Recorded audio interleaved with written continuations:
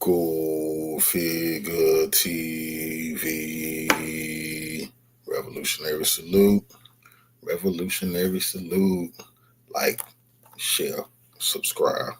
Welcome to the House of Revolution.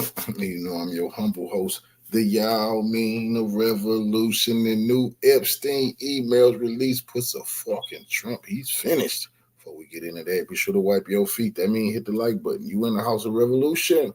Like, share, subscribe, support the platform, y'all. Well, the small hats is letting Trump know they want all of them wars, and he gonna do exactly what they saying, or else. Let's get right into the content. Salute. Donald Trump's chief propagandist, Caroline Leavitt, just held a disastrous press conference in the Oval Office as she was asked a ton of questions about Donald Trump's relationship with Jeffrey Epstein after the bombshell release of new Jeffrey Epstein emails to Ghislaine Maxwell and others showing deep connections to Donald Trump, including Epstein calling him a very dirty individual, and Epstein also referring to Donald Trump as being at Epstein's home on a number of occasions with a victim, and there were more damaging emails there as well. Also, Donald Trump continues to spiral this morning and into the afternoon. He's making posts about this, calling it a hoax and blaming the Democrats for costing the country $1.5 trillion. Let me break down everything that's going down here. First, let's go to the White House, where this disastrous press conference just concluded moments ago. So the chief propagandist for the White House, Caroline Leavitt, said, "We are cooperating at the White House with the release of these files." And she says, that's why the files got released today, because we're being so transparent about it. No, Caroline, you're covering up the Epstein files. These documents were released from the Epstein estate and obtained by the Democrats on the House Oversight Committee, who went directly to the estate because Trump and MAGA Mike and the MAGA Republicans are covering up the Epstein files. Here, play this clip. Mary. Thank you, Kelly. Two questions on this. In the interest of transparency, why not just go ahead, release the full files on Epstein, get this all over with? This administration has done more with respect to transparency when it comes to Jeffrey Epstein than any administration ever. In fact, this administration, the Department of Justice, has turned over tens of thousands of documents to the American people. We are cooperating and showing support for the House Oversight Committee. That's part of the reason you are seeing these documents that were released today, because of the House Oversight Committee's and Republicans' efforts to get these out to the public. This administration also moved, the Department of Justice also moved to unseal grand jury testimony, which we know, unfortunately, a judge declined those requests. So this administration has done more than any, and it just shows how this is truly a manufactured hoax by the Democrat Party. For now, they're talking about it all of a sudden because President Trump is. A reporter then asks Caroline Leavitt if Donald Trump is considering a pardon of Ghislaine Maxwell. Ghislaine Maxwell is currently preparing those paperwork with the help of the prison warden at the minimum security facility she was moved into by the Trump regime against Bureau of Prison rules. She's not allowed to be at this Camp Bryan in Texas because it's a minimum security facility and she's a convicted child sex trafficker, so she's not allowed to be there, but she's getting like 5-star treatment.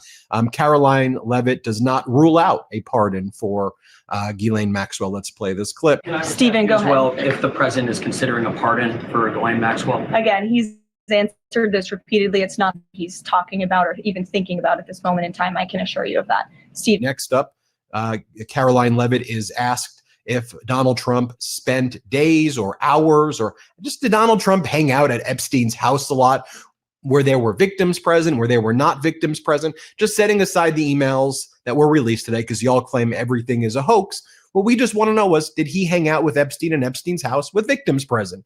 And then Caroline Leavitt's like, the emails prove absolutely nothing. That wasn't the question, Caroline. Listen to the question. Oh, wait, if you answer it, you may be incriminating Donald Trump. Here, play this clip. Thanks for being here, Bev. Ouija. Small hats. Sure.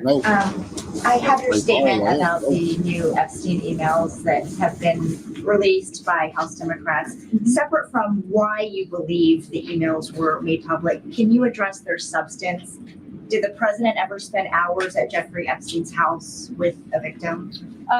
These emails prove absolutely nothing other than the fact that President Trump did nothing wrong.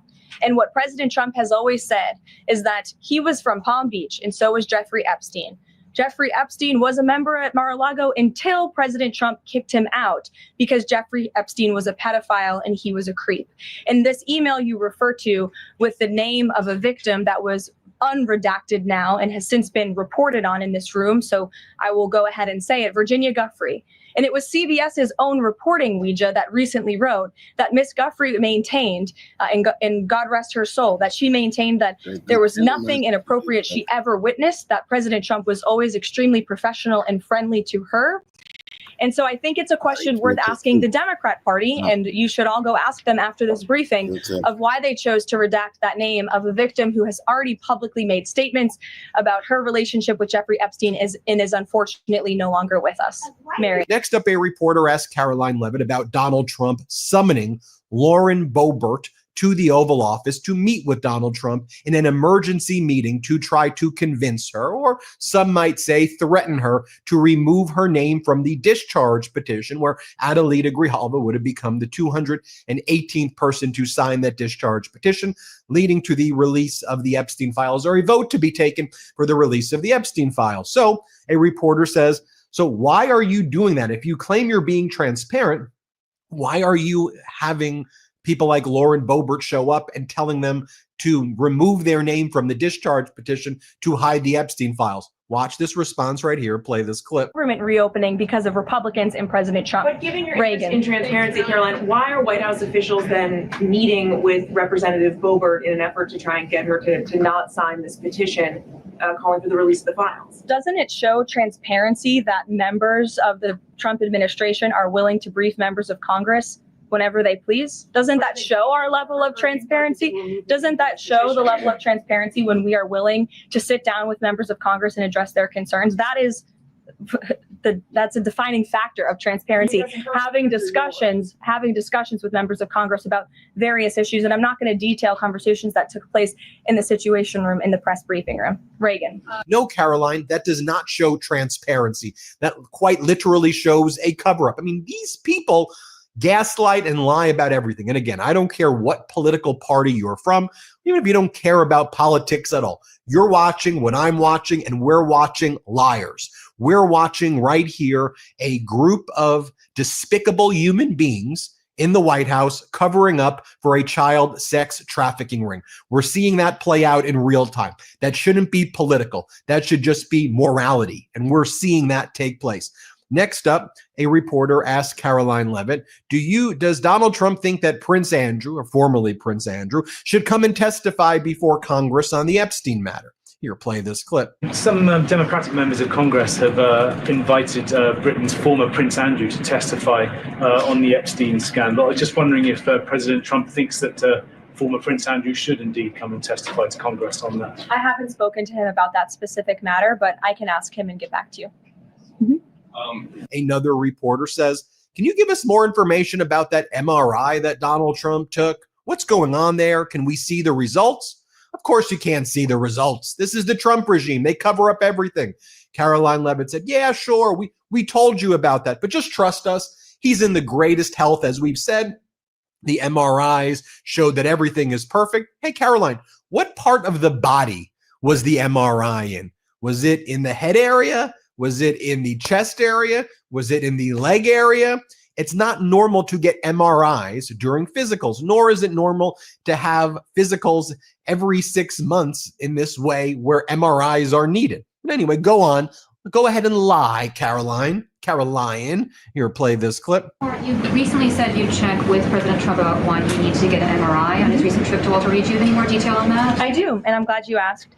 As stated in the memo provided on October 10th, President Trump received advanced imaging at Walter Reed Medical Center as part of his routine physical examination. The full results were reviewed by attending radiologists and consultants, and all agreed that President Trump remains in exceptional physical health, which I know all of you will see with your own eyes later this evening when he opens up his dinner to the press, and perhaps you will see him when he signs the bill to reopen the federal government. So stay tuned on plans for that. Thank you, everyone. You know, I never thought I'd say this, but I'm actually excited to do laundry now. Yeah, I said it. That's how obsessed I've become with laundry sauce. The smell is unreal. Hey, I've tried all the scents, but right now I am hooked on Himalayan cashmere. It's their newest launch, and honestly, it feels like wrapping yourself in a cashmere blanket fresh out of the dryer. Trump's 50-year mortgage scheme, which would basically allow for a ballooning of interest or an increase of interest, like 80, 95% more or 85% more interest would accrue. It would, the monthly principal may be less, but the interest continues to grow. It's a horrible idea. Caroline Levitt's like, we're looking into it. We look into things. I don't answer. I just say we look into things. Here, play this clip. And there's been some reporting that the White House is frustrated with Bill Pulte.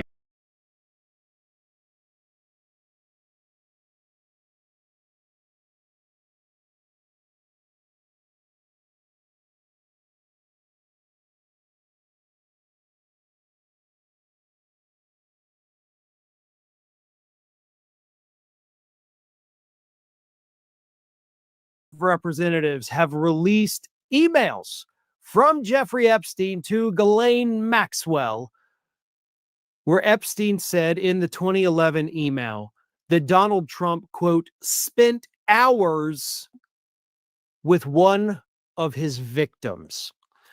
This story, of course, coming from the Washington Post. Let me read it here for you. House Democrats released an email from Jeffrey Epstein on Wednesday that claimed President Donald Trump had spent hours at Epstein's house with one of his sex trafficking victims. In the 2011 email released by Democrats on the Oversight Committee, Epstein wrote to Ghislaine Maxwell, his partner, who was later convicted of sex trafficking, that Trump had, quote, spent hours at my house with one of Epstein's victims, and that encounter, quote, has never once been mentioned by police. Epstein called Trump a, quote, dog that hasn't barked.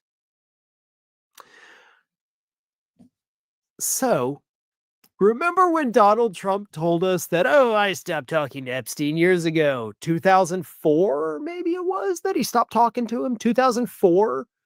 They weren't friends anymore after that because Epstein was allegedly poaching Donald Trump's pool staff. And then in 2011, somehow, some way, Jeffrey Epstein himself said in an email that, Donald Trump was just here hanging out for hours with one of my victims. Of course, Epstein didn't call them victims, but that's where we're at. So it's no surprise Donald Trump does not want the full Epstein files released. I mean, it's obvious at this point. And at this point, it should also be obvious to some of those MAGA holdouts who think that the cover-up from the administration is just Pam Bondi and Kash Patel. The cover-up is being orchestrated by Donald Trump himself. He is the guy. He is the one making sure that these files never see the light of day because there is more stuff like this in it, I can promise you. This right here, this new story, this is beyond anything any of us could have thought. Because honestly, for the longest time, even some of us who think Trump was obviously involved with Epstein, we've made it clear that, he maybe not even did anything with the underage people. But he definitely had to have known it was happening and, didn't report and just let it go because he thought it was fun. So at this point, that idea is out the window. If this email is legitimate, which we have no reason to doubt it, because again, these House Democrats did get this stuff from the Epstein estate itself. The small hats are putting this out to threaten Trump. They want war. Then this is big. They thrive in chaos. Almost, as they would call it, the smoking gun at this point. But this is a massive revelation. And this is a huge stain on Donald Trump. So what'll be fun now is to see what kind of crazy, weird thing Trump comes up with to try to distract the public.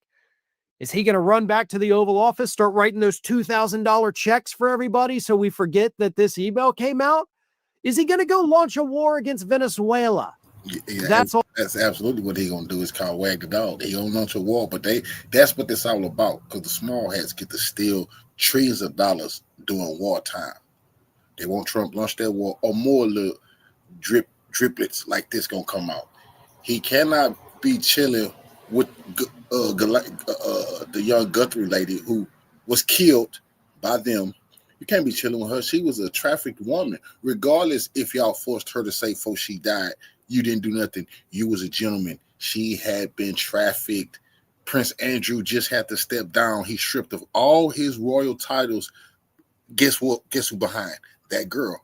So just imagine if they proved Trump was doing the same things to that girl, that Prince Andrew was stripped of everything behind. It's also apparently already on the table. So, distracting people from your horrible actions with a foreign war of aggression against a country that is not even close to being a threat to us. That's a good distraction, right? Wag the dog style. We're about to see some insane level of distraction here in the United States. You mark my words, because this gonna start a war. is something that Donald Trump needs to go away and go away fast. Thanks for watching, everyone. We're in the small hats. That's what they want. War. That's trillions. That's $1 trillion. They're gonna steal, and he has to do it because they have forced his hand. They dragging his neck. Today he getting drugged. Today he's getting drugged because he can't say you can't be chilling with traffic victims for hours. What the hell y'all was doing for hours? What you doing for hours with that traffic victim? Released a few emails that seriously implicate. So this is why Donald Trump didn't want the Epstein files released, because he's in them, just like Elon Musk said. House Oversight Democrats released a few emails that seriously implicate Donald Trump and really question his relationship with Jeffrey Epstein. Of course, Republicans are saying this is a hoax, this is a Democrat hoax. But you know what? Let's just see for ourselves. I mean, at the end of the day, if the Democrats only release stuff to smear Republicans and Republicans release the stuff that smears the Democrats, you know what? Then we'll get everything. I mean, if that's what it takes, if it takes plain politics, at least we'll get everything. But at this point, Democrats have released what they have on Donald Trump. They're still saying that they're combing through thousands of documents, but this is what we have so far. So Oversight Dems released this. Breaking: Oversight Dems have received new emails from Jeffrey Epstein's estate that raise serious questions about Donald Trump and his knowledge of Epstein's horrific crimes. Read them for yourself. It's time to end this cover-up and release the files. So they were able to subpoena for these files. They got together. They put the subpoena out there. They ended up getting them. And these are what the emails say. Right now, the deep state is trying to steal your retirement. A staggering 63% of Americans face the terrifying prospect of being forced back to work because the system is rigged against them. From 2011, this is from GMAX to Jeffrey Epstein, or this is actually an exchange between Jeffrey Epstein and someone named GMAX, which would be, I would guess, Ghislaine Maxwell would be my thinking there. Makes sense. Ghislaine Maxwell writes to Jeffrey Epstein, and actually, this started off with Jeffrey Epstein writing to Ghislaine Maxwell. We're just assuming GMAX is Ghislaine Maxwell, but I think it's a safe bet. Saying, Jeffrey Epstein to GMAX, I want you to realize that dog hasn't barked is Trump. I want you to realize that that dog that hasn't barked is Trump. And then they redacted the victim name. Spent hours at my house with him. He has never once been mentioned. Police chief, etc. I'm 75% there. And GMAX wrote back to Jeffrey Epstein and said, I have been thinking about that. So Trump has spent hours with a victim at Epstein's house. Spent hours with a victim at Epstein's house. That's one of the emails here. The next email, this is an exchange between Michael Wolff and Jeffrey Epstein. Starts off with Michael Wolff writing Jeffrey Epstein saying, and this is now in 2015, so fast forward a couple of years, 3-4 years. And now Trump, at this point, this is December of 2015, Trump has announced he's running for president, I believe, by then. And Michael Wolff writes to Jeffrey Epstein and says, I hear CNN planning to ask Trump tonight about his relationship with you, either on air or in scrum afterwards. And Jeffrey Epstein writes back and says, if we were able to craft an answer for him, what do you think it should be? And Michael, which is odd enough that what do you mean? You can craft an answer for Trump and send it to him? And Michael Wolff writes back and says, I think you should let him hang himself. If he says he hasn't been on the plane or to the house, then that gives you a valuable PR and political currency. Implying, yes, he's been to the house and he's been on the plane. And that Jeffrey Epstein would be able to use that against him, political currency. And he says, you can hang him in a way that potentially generates a positive benefit for you. so you could blackmail him. Or if it really looks like you could win, if it really looks like he could win, you could save him and generate a debt. Again, blackmail. Of course, it is possible that when asked, he'll say, oh, Jeffrey's a great guy and he's gotten a raw deal and is a victim of political correctness, which is to be outlawed in a Trump regime. So he could say that. So openly talking about blackmailing what ends up being a future sitting president. And the last email here, this is in 2019. So Trump is already president. And this is between Michael Wolff and Jeffrey Epstein. Jeffrey Epstein writing to Michael Wolff saying, victim, redacted. Mar-a-Lago, something else redacted. Trump said he asked me to resign. Never a member ever. Of course, he knew about the girls as he asked Ghislaine to stop. So he knew about the girls, Epstein says. He knew about the girls. He asked Ghislaine to stop. So Ghislaine was recruiting girls at Mar-a-Lago, and Trump said, can you stop doing that? So he knew about the girls. And Epstein saying, I was never a member. And Trump said he asked me to resign, but I was never a member. So this is showing that Trump lied about, oh, I was against Jeffrey Epstein. I kicked him out of my club. And Epstein saying, no, I was never a member. And yeah, he knew about the girls. He was saying he never knew about the girls. He knew about the girls. He asked Ghislaine to stop. But she was doing it anyway. Now, of course, Republicans are saying, oh, this is a hoax. This is a giant hoax. They're saying, why did Democrats cover up the name when the estate didn't redact it in the redacted documents provided to the committee? It is because the victim, Virginia Giuffre, publicly said that she never witnessed wrongdoing by President Trump. Democrats are trying to create a fake narrative to slander President Trump. Shame on them.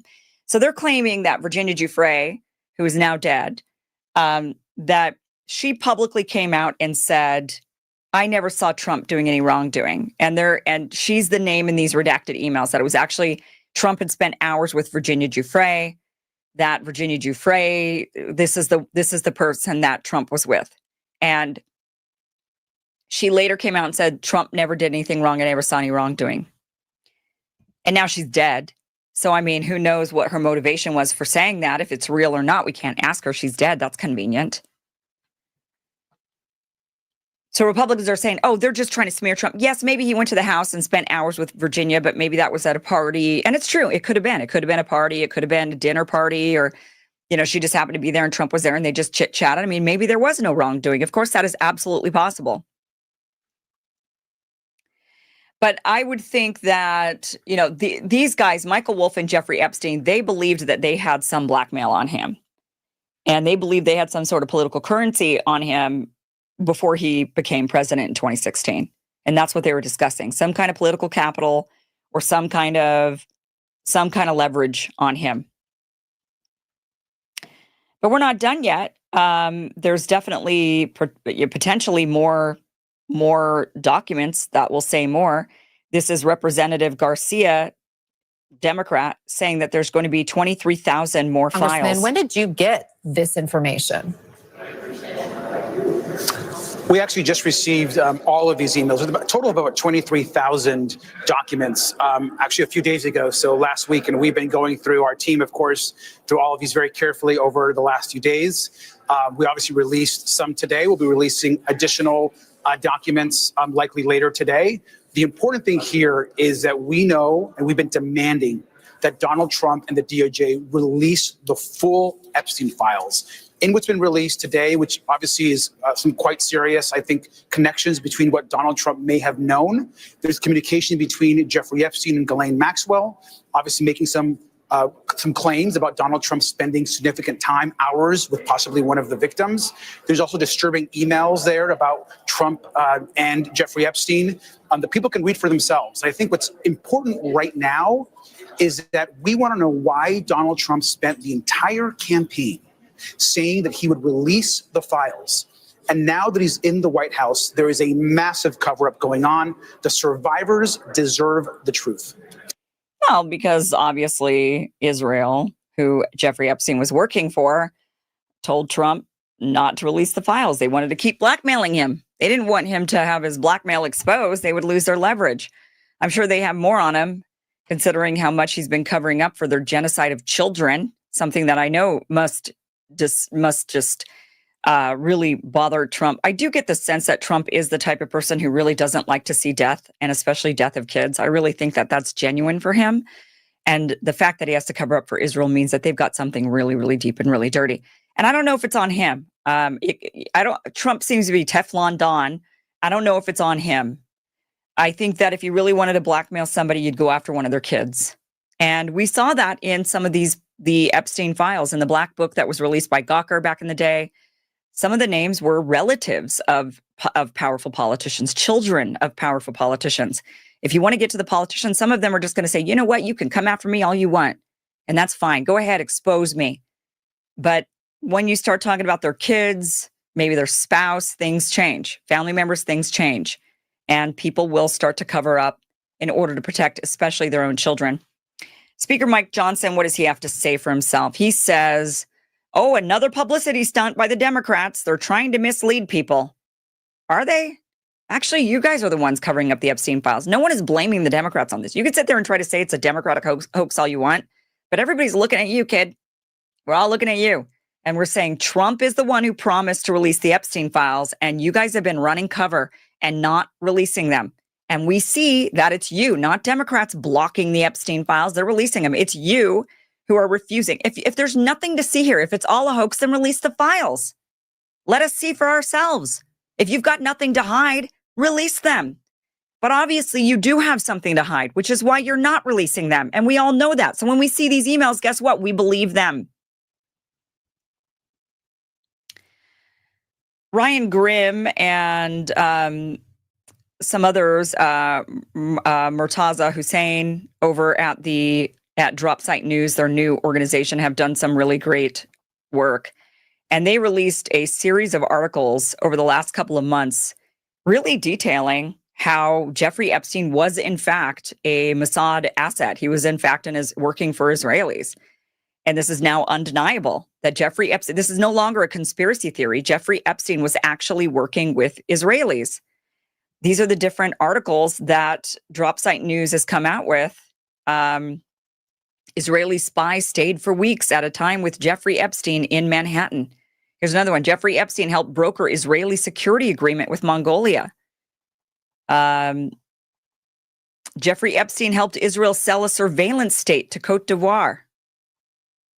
I mean, okay, so what do these articles say? Let me just summarize them for you. Across these 4 different investigative exposés, there were leaked emails, appointment logs, and insider reports revealing Jeffrey Epstein as a key fixer and covert operational asset for Israeli intelligence, functioning far beyond his public persona as a financier. Remember, he was just supposed to be some sort of a big, fancy financier, but in fact, he was working with Israeli intelligence. Epstein repeatedly brokered clandestine surveillance and security deals for Israel in Cote d'Ivoire and Mongolia, acted as an intermediary for Ehud Barak to open back-channel diplomacy with Russia during the Syrian civil war, and provided both logistical support and meeting space for senior Israeli spy Yoni Koren at his Manhattan apartment.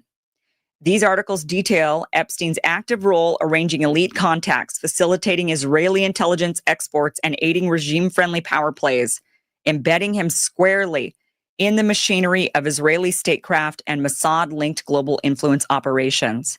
Jeffrey Epstein was Mossad, or at least he was a Mossad asset. Don't know if he was directly Mossad or just a guy that was working for Mossad or whatever it was, but he obviously was. And now there's these emails that the Democrats leaked showing that there was blackmail on him, that the Israelis felt like, that the Israeli operational machine felt like they had blackmail on him. And we all know, look, it's not just Trump. Look at these, you got Bill Clinton. Doesn't matter. Both sides of the coin, both sides of the aisle are in on this. They've all been compromised. And that is why we bend over backward to do whatever Israel wants. Israel wants something, Donald Trump is giving it to him. He has been the most pro-Israel president in all American history, which is saying a lot because they've all been pro-Israel. Why have they all been pro-Israel? Because there's blackmail on all of them. And maybe more so on Trump, or maybe the Israelis are cashing in a bit more. Maybe there's just as much on Trump as there was on Clinton. Maybe there's even less on Trump than there was on Clinton. But maybe what they've got on Trump is so powerful because maybe it's against somebody he loves that he's willing to go above and beyond to protect them. And Israel knows it. Or maybe it's the same amount of blackmail, but Israel's just saying, yeah, but we're getting desperate now. It's like, we're in crunch time. We need to really take all this land. We need to make the great state of Israel, the greater project. We need to do this now. And so what we have to do is we have to, get this all. That's a fact. We got to do what we got to do. They got to do what they got to do, and we're going to push them harder. We're going to we want to get more aggressive, and that could be too. There might not be any more on Trump than there is on anybody else, or maybe remember all those leaked. There was rumors of Trump and golden shower videos. All these like sex tapes or something with Russians, and they were saying it was the Russians that had it. Maybe it was the Israelis that had it. So maybe it wasn't Russians at all of this time. It was Israel all along. Did you guys get that reference? Agatha, all along, if you didn't get that one. But again, look, if the Democrats release these emails and it implicates Republicans, if Republicans come out and implicate the Democrats, do we even need this? We all know they're all implicated. Whether it be the blackmail operation with Epstein, a different blackmail operation that we don't even know about yet, whether it be bribery, which we do know a lot of that. There's also probably bribery we don't know about. And there's certainly a large amount of brainwashing. Whatever it is, our political class is firmly in the pocket of Israel. And we Americans, rather than caring about each individual case of blackmail or brainwashing or bribery, we need to just say, that's it. We're done with you. We are done with you. If you support Israel over the United States, if you give any more money to Israel, if you go there and you kiss the wall, we're done with you. We will vote you out. You will not win. They'll, of course, come up with a different scheme in order to maintain that control, but we can at least do what we could try to do. And that's clearly what we need to try to do, because it is clear, I think now more than ever, that Israel has a very firm grip on America, that we are now the United States of Israel, that Israel is controlling our foreign policy, that they have been for a long time, that they have been generating fake narratives that make, now that Al-Qaeda is in charge of Syria, I think every American should be questioning the 9/11 narrative. Oh, it was Al-Qaeda that did 9/11 on us? Really? Why did you then hand them a nation? Why has Israel been supporting them this entire time? Really? Why has Israel been supporting Al-Qaeda this entire time? And you guys got us into all of these wars in the Middle East under the guise of war on terror, defeating Al-Qaeda. And now you handed him a country and let him into the White House. So explain that. And I think every American should be asking all of these questions. And we need to be asking them every day and loudly.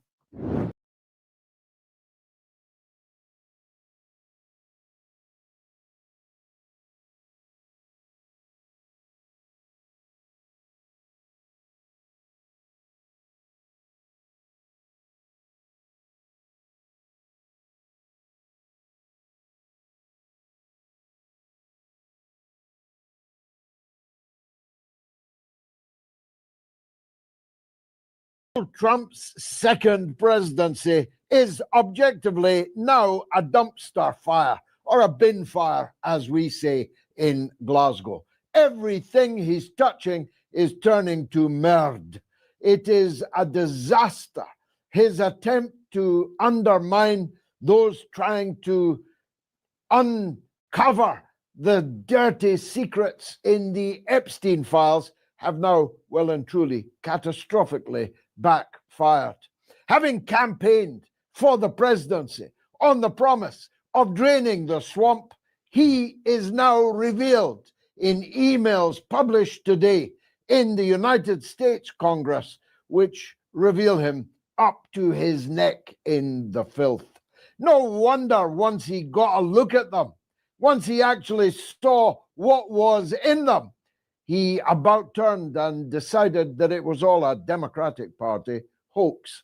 And the filthy pedophile, sex trafficker, Ghislaine Maxwell, well, she had to be sent to a federal holiday camp. She had to be given a companion dog. She had to be allowed to sew and have yoga classes all day in a federal penitentiary that would be the equivalent of some of the holidays I used to go on. No wonder he wished her well. No wonder he was worried, as Steve Bannon once revealed to Jeffrey Epstein in black and white today in the email trails. Bannon says to Epstein, you know, you were the only man I was afraid of in the 2016 election. And Epstein replied, as well you should have been. Now we know what they were all talking about. Now we know that Epstein to Maxwell says that the dog that hasn't barked is Donald Trump. And yet, says Epstein, he spent hours with redacted victim in my house, a house that Ghislaine Maxwell said Donald Trump never visited. Now, who was that victim? We would have all been none the wiser, except the White House has just confirmed that that victim was Victoria Giuffre.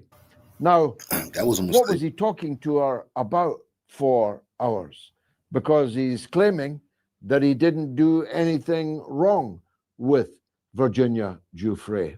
That means he was spending hours with her in Jeffrey Epstein's depraved mansion in New York City that he got for $1 from Leslie Wexner, about whom more later. What was he talking to Virginia Giuffre about? I got confused with Victoria because, of course, Wexner is the founder of Victoria's Secrets. In fact, underwear, lingerie, and models loom very large in this filthy scandal. Now, all of it would just be a sex scandal if it were not for the fact that Jeffrey Epstein was a Mossad agent.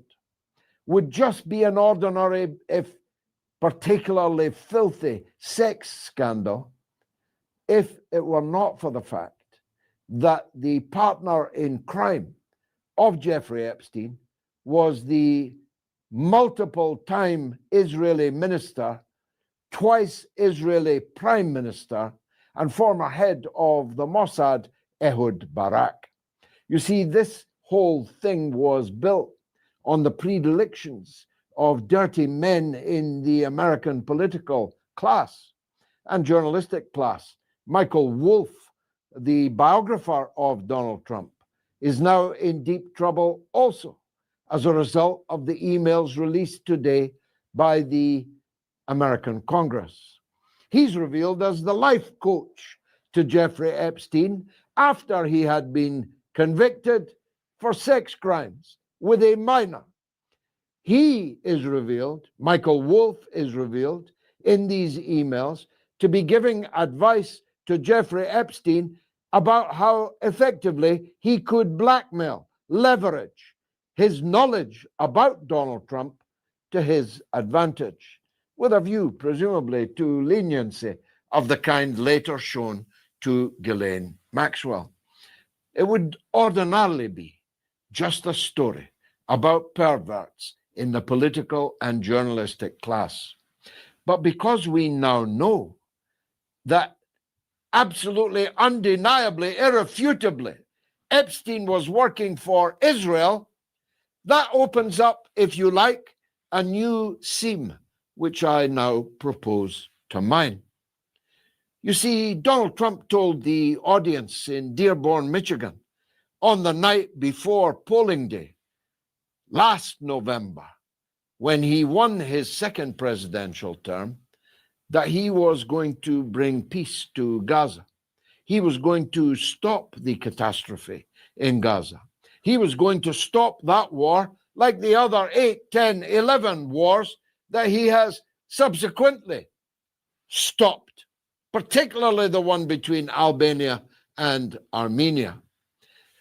He said to the audience and to the voters in the state of Michigan at a time when he thought that state was going to be decisive the next day, that he was going to rein in Netanyahu. Of course, once he got in, he preferred to obey the orders of Miriam Edelson and the other pro-Israel donors that had given him hundreds of millions of dollars. His promises to the Michigan audience were soon forgotten.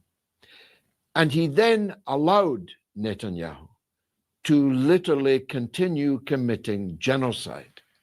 He's even written this day to the president of Israel demanding a pardon for Benjamin Netanyahu, embroiled in a corruption case in his own country under his own judicial system, on White House notepaper with that familiar signature last seen in a birthday card to Jeffrey Epstein, in which he talks about our little secret, and the signature is written where a woman's pubic hair would be. He has been the best friend that Israel has ever had in the White House, as he himself repeatedly boasts. So you got to ask, are these two things connected? Is the compromise that Epstein had on Trump, which so terrified Steve Bannon, as well it should have, said Epstein, is that connected to the complete volte-face about turn? Not an Anna Baerbock 360 degrees, but definitely a 180. Trump bankrolled, armed, and diplomatically shilled for, vetoed for, over and over again, the mass slaughter of hundreds of thousands of people in Gaza, mainly women and children. And I repeat what I said instinctively right at the beginning of this imbroglio. Trump did not know how exposed he was in the Epstein files until Benjamin Netanyahu told him on that first visit to the White House after Trump's re-election. You know, the one where Trump, like a waiter, pulled out and then pushed in the chair for Netanyahu to sit on. It is an affair that, if you'll forgive the pun, has legs, long, long legs, like Trump's legs, posing on that bed in a shishi dressing gown, at least 1980s shishi. Trump in the dressing gown, in a portrait which was hung in the New York City mansion of Jeffrey Epstein, where we now know Trump spent hours with Virginia Giuffre discussing, I don't know, peace in the Middle East, the public sector borrowing requirement in Peru, climate change. Who knows what he was discussing for hours with the child sex victim, Virginia Giuffre, now departed in very murky and mysterious circumstances indeed. If this was the only issue today, I'd spend my whole 20 minutes talking about it. But there's at least two others. They told you that this joker, Mamdani, a pro-LGBTQ plus vegetarian liberal, woke, fanatic, hippie, was a jihadist. They told you that Mamdani would introduce Sharia law. They told you that this liberal, Mamdani, was a clear and present danger to the United States, that he represented some kind of Islamist revanchism. And the same people that told you that invited to the White House by the back door. At least they had the grace to be embarrassed about it.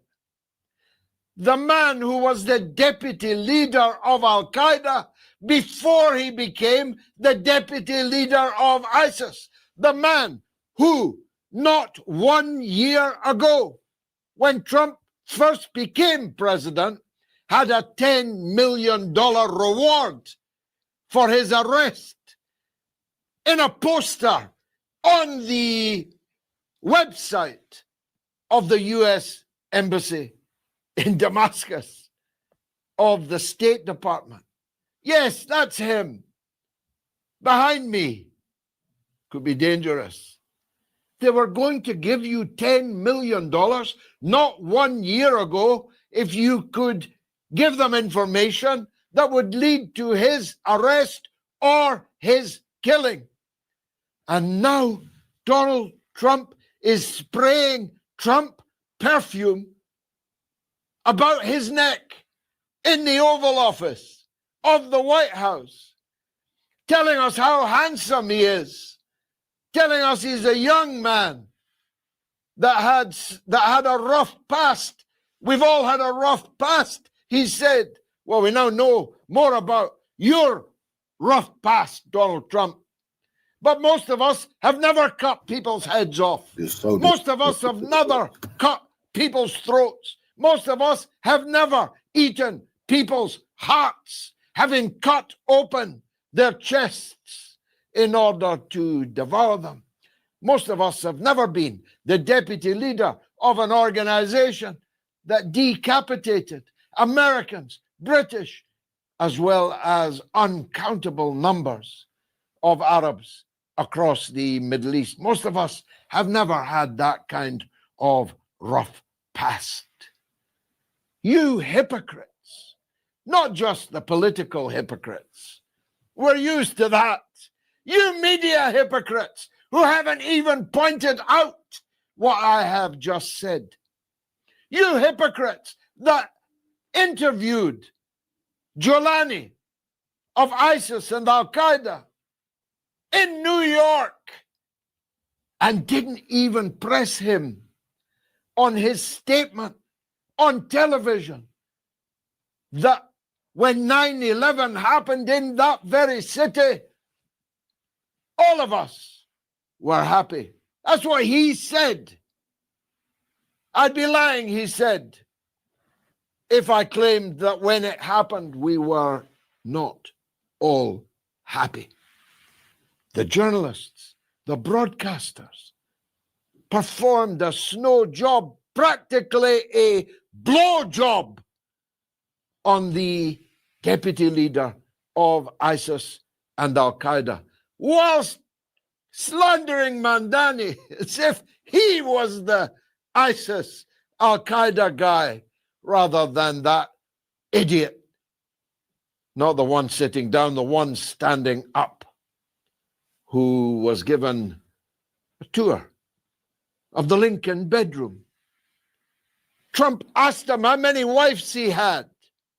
As he sprayed the perfume, he gave another one. I've never smelt Trump perfume, but I'm going to hazard a guess that it is cheap and trashy, just like what he's done to the ballroom, just like what he's done to the Oval Office itself.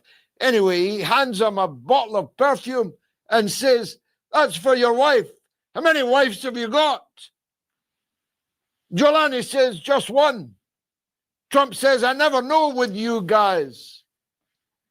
Giuliani could have countered, "How come you're so against immigrants when you married two of them? One of them on a visa as a model, and have had children with both of them. What have you got against immigrants? Is it only the ones with the nice cheekbones that you want to keep in the United States?" It was a Benny Hill farce conducted by a president of the United States of America that is roaming around the world, threatening wars, making wars, sanctioning, tariffing, throwing his weight around like a bull in a china shop. Although a bull has rather bigger hands, if you get my drift. This man is a clear and present danger to the Republic. Yes, that's their business. He's a clear and present danger to the world. That is our business. Now, I've only got time to deal with one other issue, but it's so hilarious, I can't pass up the opportunity.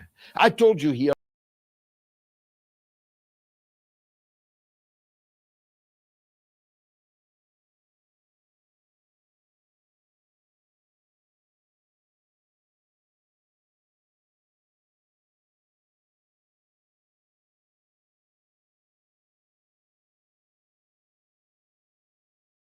the doyen of American journalists. He is the royal family of American journalists. He is the best investigative reporter at the head of the best journalistic house in the United States, the Gray Zone. It's Max Blumenthal, and I'm glad to say he joins me now. Where do we start, Max? In an ordinary day, we'd start with the armada that the United States has sent to the coast of Venezuela. We'd start with the Trump Tower that he's going to build in the Gaza Strip. We'd start on all number of things. But we've got to start on the Epstein affair. He's in big trouble now, don't you think? He is. And hope I can live up to that introduction. Jeffrey Epstein has resurfaced again in a very dramatic way. And Donald Trump is trying to bury him by making frantic phone calls to Nancy Mace and Lauren Boebert. I'm just learning about this. I've just learned about this in the last few minutes. Lauren Boebert, the Republican from Colorado, who is trying to channel the anger of the MAGA base about the failure or refusal of Trump to release the Epstein files, has signed a petition which has a majority, it appears, of members of Congress calling for a release of these files. And the Trump administration is trying to prevent the seating of a Democratic representative who won an election in Arizona, Alita Grijalva, preventing her, and by preventing her from being seated will prevent this vote from reaching a critical mass to release the full Epstein files and Epstein client list. And so it's pretty clear what Trump is afraid of here, and more emails continue to come out from the collection of Michael Wolff, the New York City socialite and journalist who was a close associate of Jeffrey Epstein. In some of the emails, he appears to be providing counsel to Jeffrey Epstein. He has previously alleged that he had Polaroids or was shown Polaroids by Jeffrey Epstein of Donald Trump with underage girls seated on his lap by Epstein's pool. But now these emails are coming out showing that there's one email from Epstein to Ghislaine Maxwell acknowledging that Trump knew about abuse that had taken place on his island, I believe, that Trump knew there were quote unquote victims. There's another email which shows that Tom Barak, who is Trump's envoy to Lebanon and is handling Turkey affairs, was a close Epstein associate, closer than we knew.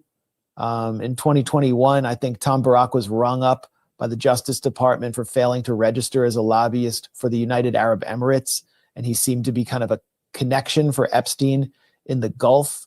Epstein had, according to some of these emails, gifted him a $11,000 watch and asked him for baby pictures. I don't know what that was referring to. But, this is all coming out in a trickle, and it could soon become a flood that will continue to consume the Trump administration and totally demoralize Trump's base. Well, if Fuentes, the far-right fellow who's become quite famous recently, people being blacklisted for mentioning his name or talking to him. If Fuentes is correct, and I think he is, objectively, the second term of Donald Trump is a complete dumpster fire. It is a complete disaster. Everything he's touching is turning to SH1T. And no wonder the MAGA ranks are revolting. Yeah, I mean, the real collapse of not just the second term of Donald Trump, but Trump's whole mystique began in July when the FBI under Kash Patel signed a memo with the DOJ under Pam Bondi not to release the Epstein files.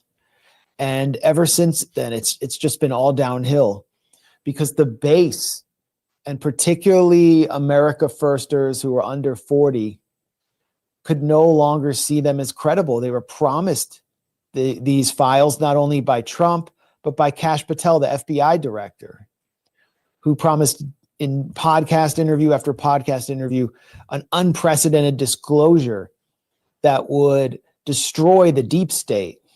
Patel even started his own foundation promising legal actions against the deep state. And now look at what Kash Patel's doing. He's hiding behind his girlfriend, this wannabe country singer, Alexis Wilkins, using her as a proxy through the chair of his legal foundation, who is his personal lawyer, to file $5 million lawsuits against America First podcasters, not, liberal deep state villains, but podcasters on the right, because they mocked his girlfriend as a Mossad honeypot. And the issue of Israel is at the center of everything here. It's completely compromised, if not upended, the so-called America First agenda, because everyone under 35 who's on the right sees that Trump is serving a foreign country. And Epstein, what was he? It looks like he was Mossad adjacent. Stories emerging about Israeli spies staying at his house, about Jeffrey Epstein serving as a back channel to Russia on behalf of Ehud Barak, the former Israeli prime minister. These emails, by the way, they're all out there in an email leak of hacked emails from former Israeli prime ministers. And the mainstream media hadn't really touched this. Now it's all coming out, and it's pretty clear that Israel's at the center of this. And this is partly what is propelling figures like Nick Fuentes to the forefront. It's sort of like there's this rebellion taking place on the right. It's not just, Nick Fuentes. It's like the son of Nikki Haley is openly revolting against Trump and the pro-Israel right. The son of Nikki Haley who called to finish them, referring to the people of Gaza. One of the most fanatically pro-Israel politicians, the former South Carolina governor and UN ambassador in Trump's first term. Her son just gave an interview. He's like 17 years old, saying Israel's not actually a U.S. ally. Israel is just another country, and it doesn't serve our interests. This is just happening across the board among young people. There's this rebellion on the left with the election of Zoran Mamdani in New York, and there's a rebellion on the right that is just fracturing the right from within. It's a wildfire, really, isn't it? And it's not going to be extinguished by phone calls to Nancy Mace. Anybody who now, after this, votes not to release the Epstein files is signing their political death warrant. It's an act of political suicide, isn't it? It is. They will lose credibility. This is one of the few things that unites Americans across the political divide, is the desire to get to the bottom of the case of Jeffrey Epstein. Jeffrey Epstein, to Americans on the left and the right, he represents an unaccountable, perverse, socially decadent and deviant elite that exists above the law. He represents something so much bigger than whatever he was. And they want accountability. And to the extent that their representatives won't deliver it and are afraid of it, well, they're in on the game. And in Trump's case, he directly was in on it. It's very clear that Donald Trump is hiding something. And he has even gone out and attacked members of his base as morons for seeking disclosure on the Epstein files. It's also not just the Epstein files. They feel frustrated about the JFK files, frustrated about so many other supposed deep state plots. And Trump is now consumed in creating new plots of his own. After indicting John Bolton, the self-proclaimed coup-monger, proud coup-monger, Trump went out and fulfilled John Bolton's greatest wet dream in dispatching a carrier fleet attack group to the shores of Venezuela. What is going on there? Well, President Gustavo Petro, the leftist president of Colombia, who has been personally sanctioned by Trump for insulting him and for complaining about Trump murdering Colombian citizens on the high seas, falsely accusing them of being drug dealers, has said that this entire show of force against Venezuela is a distraction by a pedophile elite which is seeking to conceal the Epstein files. So this is now an international scandal that goes well beyond U.S. Congress. Indeed so. I wish we could talk about that issue all night, but I want to talk about one or two other things with you, if I may. You very acutely observed that Israel is at the center of all of this. And of course, Israel is at the center of the man who just appeared in the hallowed halls, if they are hallowed, of the White House. I refer, of course, to the erstwhile deputy leader of both Al-Qaeda and ISIS, not a bad double that one, who, to my amazement, the U.S. embassy in Damascus still has his wanted poster on their website. $10 million you would have got for catching him just a few months ago. And now Donald Trump is squirting Trump perfume on him and joshing about how many wives Jolani has got. This Jolani revolution, which we were told was some kind of blessed revolution, was an American-Israeli job, wasn't it? Absolutely. It was a NATO job for sure, because of Turkish involvement in Sirlik Air Base. That's where the arms flowed to Jabhat al-Nusra, which was Jolani's gang in Syria. So yeah, absolutely. Nobody bats an eye. I mean, there's no controversy about this in Washington at all. You're right. Quick correction on something I said before. Nikki Haley's son's 24, not 17.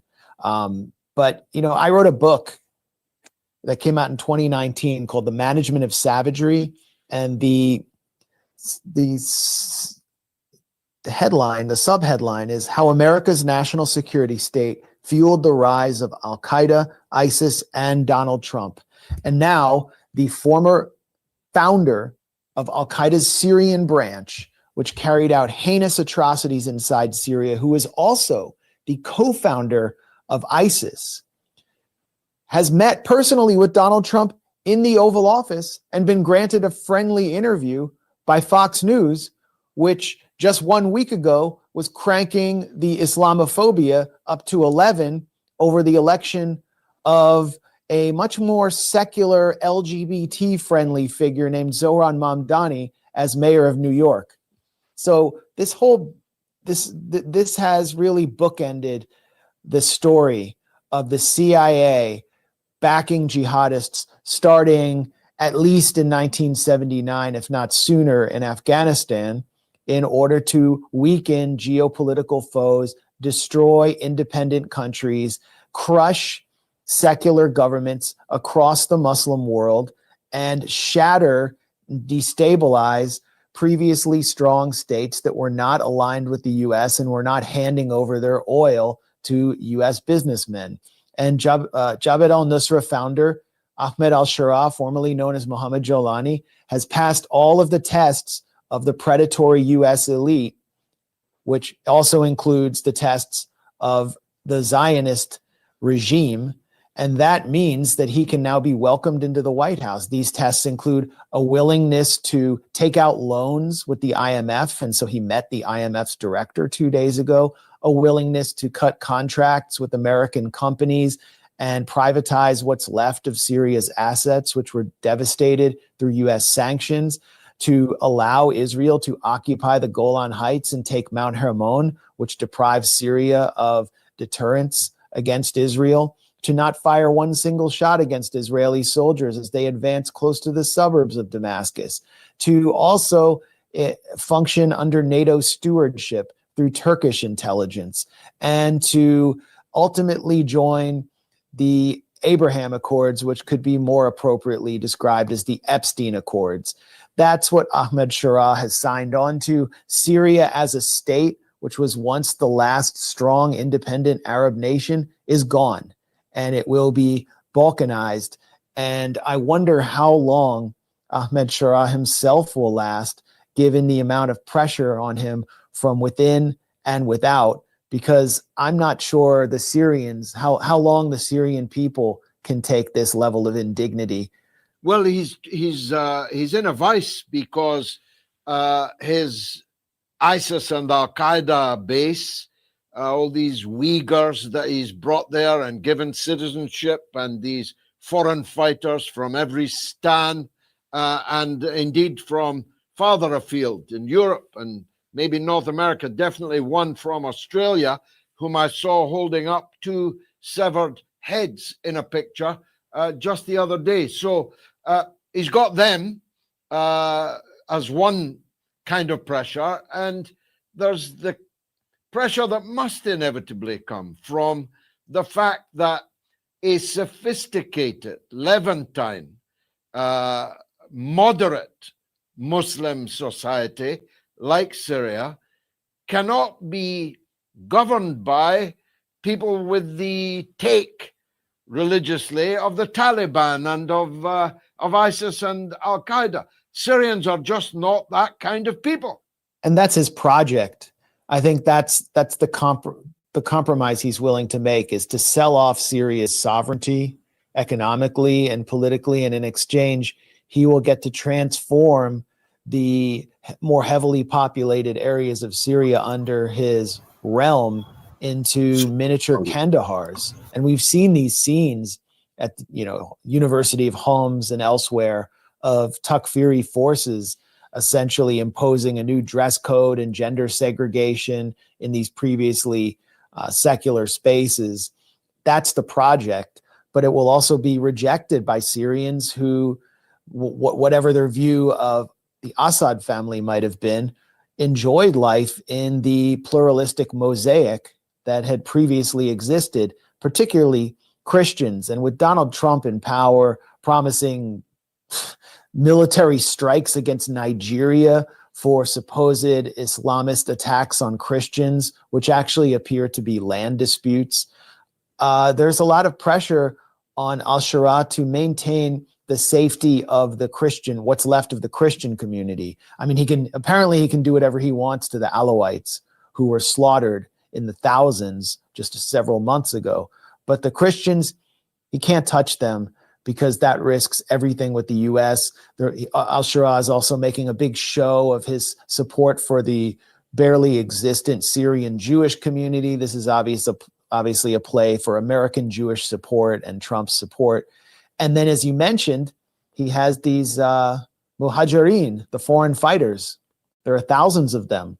Most of them are Uyghur, very radical fake forces from Xinjiang in China, from the East Turkestan Islamic Party, which was carrying out mass casualty terrorist attacks in China before they were crushed there, and they ultimately moved to Idlib. I actually interviewed one of their self-styled helpers, whose name is Bilal Abdul Karim. He was an American from New York who converted to Islam and ultimately wound up in Syria and was one of the key journalists embedded with the armed opposition Al-Qaeda aligned forces in Aleppo and Idlib. And he was actually jailed under al-Shura in Idlib, treated horribly. He has sort of testified to torture in al-Shura's prisons, a lack of freedom. He told me that he sees al-Shura replicating the cronyism and repression of the Assad era. And he calls himself a representative of these foreign helpers and fighters, and they are all applying for Syrian citizenship. They want to become citizens of Syria and to impose their agenda. He maintains that they'll be able to live with the Christians, but I have not seen that before. And given their track record in Idlib, it's pretty grim, where Christians were forced to convert or be killed. You saw Druze in Idlib be forced to dig up their ancestors' graves because they were not buried according to this strict interpretation of Islamic custom. So if that's applied to the rest of Syria, I think this thing unravels pretty quickly.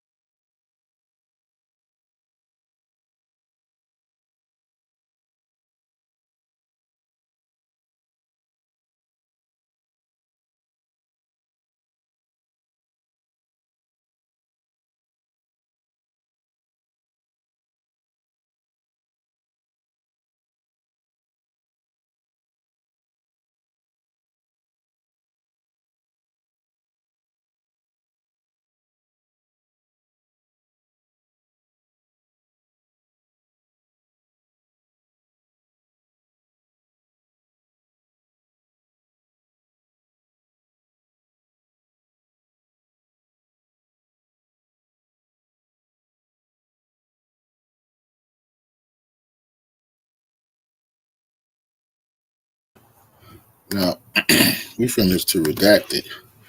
Such They're a way trying to to spin gate. it. Well, some bombshell. Yes, they were trying to extort Trump, blackmail Trump. Yes, they was. But it don't take away from the fact that this email proves Trump was chilling for 3 hours with one of the victims who, remember, Andrew, you can't call him Prince Andrew no more because he was stripped of all his titles. He got kicked out of his royal palaces, all this stuff. They're going to take care of him under the table. Behind this same victim who was killed that Trump was chilling with for 3 hours, but they finna try to spin it. New revelations in the Epstein saga that will never end because we still never get any documents. House Democrats have just released new Epstein documents, though, that they received as part of a subpoena to Epstein's estate. Democrat Ro Khanna he was the one, the impetus for all of this, decided to subpoena these documents after lawyers for the victim told Lawrence O'Donnell on MSNBC that, hey, maybe you should look at this estate. So no one thought to look at Epstein's estate for these documents up until this point. Okay, what the hell? And if Trump actually released all of these documents like he said he would, we wouldn't have this little sort of trickle of emails here and there. Democrats now say they have another 23,000 documents that they're going to release. This is just a few. They want to give us little teasers because it has Trump's name in them. So what do these emails show us for sure? Well, because there's a lot they don't show us. But what they show us for sure is that author Michael Wolff, the USA Today reporter, was colluding with pedophile Jeffrey Epstein to try and use Trump's proximity to Epstein to potentially blackmail him. That's what we know for sure from these emails. It's actually pretty disgusting that a so-called journalist would be working with Epstein. USA Today, of course, is one of the most corrupt news organizations in the world, in my opinion. Here's the email exchange with journalist Michael Wolff. Here's just one of them. There's an opportunity to come forward this week and talk about Trump in such a way that could garner you great sympathy and help finish him. Are you interested? Now, notice the date just before the 2016 election, just before we went to voting. Okay. Yeah, it was also the date of a CNN debate. So here's where it gets more interesting. Here's another email. And this one, if you can read here on the screen, says, I hear that CNN is planning to ask Trump tonight about his relationship with you, Jeffrey, either on air or in the scrum afterwards. So first of all, and then he goes on to talk about how you could talk about being on an airplane with him and all of that.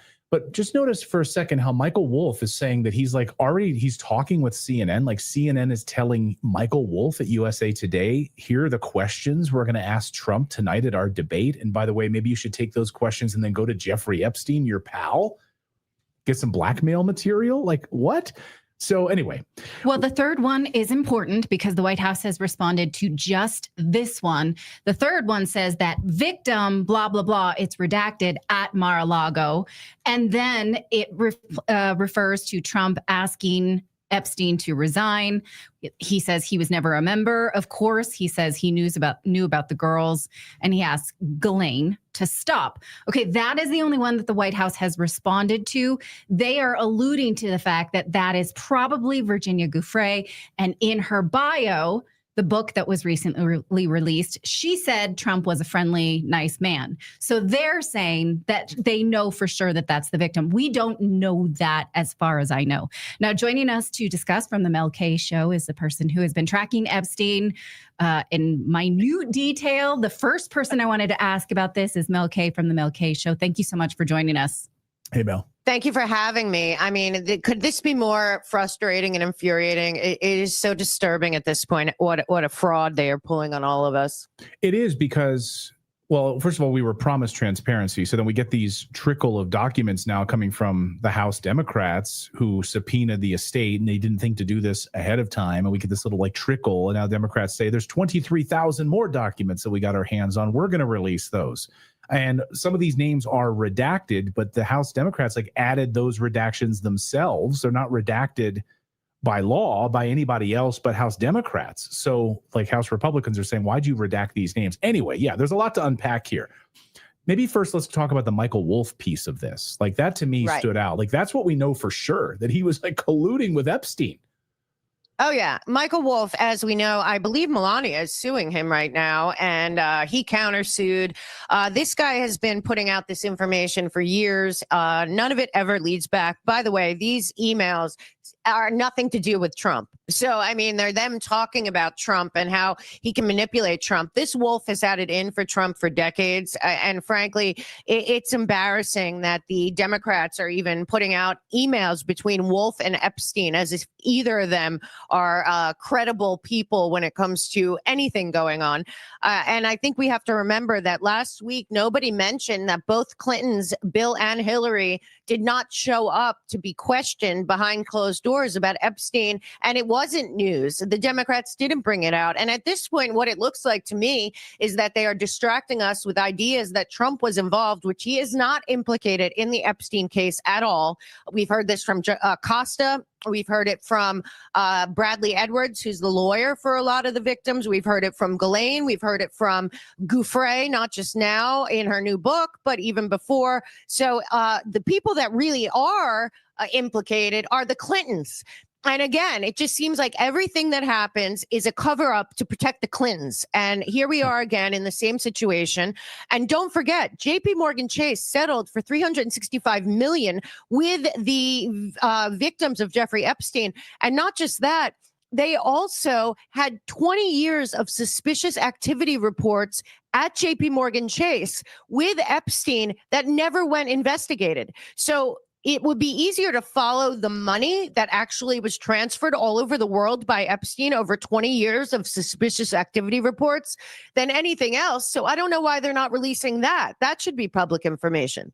Now, the closest I've been able to connect President Trump to any nefarious doings has been through civil lawsuits that were settled. And what we were able to see was like those pink message notes saying Trump wants another, appointment or something to that affair. And we don't know what that meant. We do know that they were friendly. We know they had a friendly. So, now this email seems to indicate that this is from Jeffrey Epstein saying he asked me to resign from Mar-a-Lago, but I was never actually a member.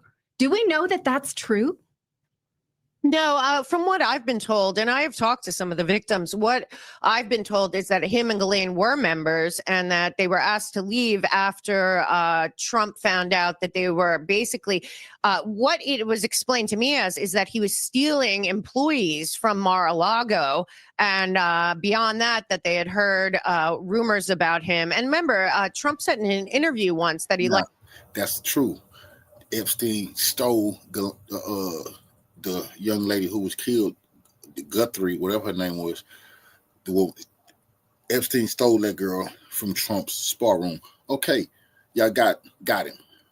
Well, why in this email is Epstein saying they can blackmail Trump? Because Trump chilled at his house long after that for 3 hours with the victim. So Trump wasn't that mad, because he knew where he can go kick it with her at, and they can get some privacy. See, these people trying to spin it because they don't want to look at the reality. Yes, the Democrats is flexing. They smell blood. Trump absolutely is getting extorted by the small hats. He guilty. He likes girls very young. So, I mean, look, we do have to remember that billionaires only know billionaires. I have lived in Palm Beach for 30 years on and off. My parents are here. And I will tell you, it is not uncommon for a party to be attended at somebody's home and it's all the same people. They only know each other. It's just a different world. But I do not believe that Donald Trump is implicated in any of this. There are many names out there, though, which are oddly enough never mentioned, particularly people from the Virgin Islands like Stacey Plaskett, who was very involved with Jeffrey Epstein. And now she was the lead Democrat somehow on the weaponization committee. Then there's people like Richardson. He passed away. He was all over it. We have Leon Black paid off and settled with the Virgin Islands. This is the point. If all this is true, all Bill Clinton, Leon Black, Governor Richardson, if all of this is true, the other lady, why didn't the Republicans bust them, lock them up? They didn't. Now the small hats is forcing the Democrats to do this to Trump, and the Democrats is coming out and saying, "Hey, you're protecting child." Y'all know the word ring. You're protecting those people, those pedophiles. They're telling Trump that.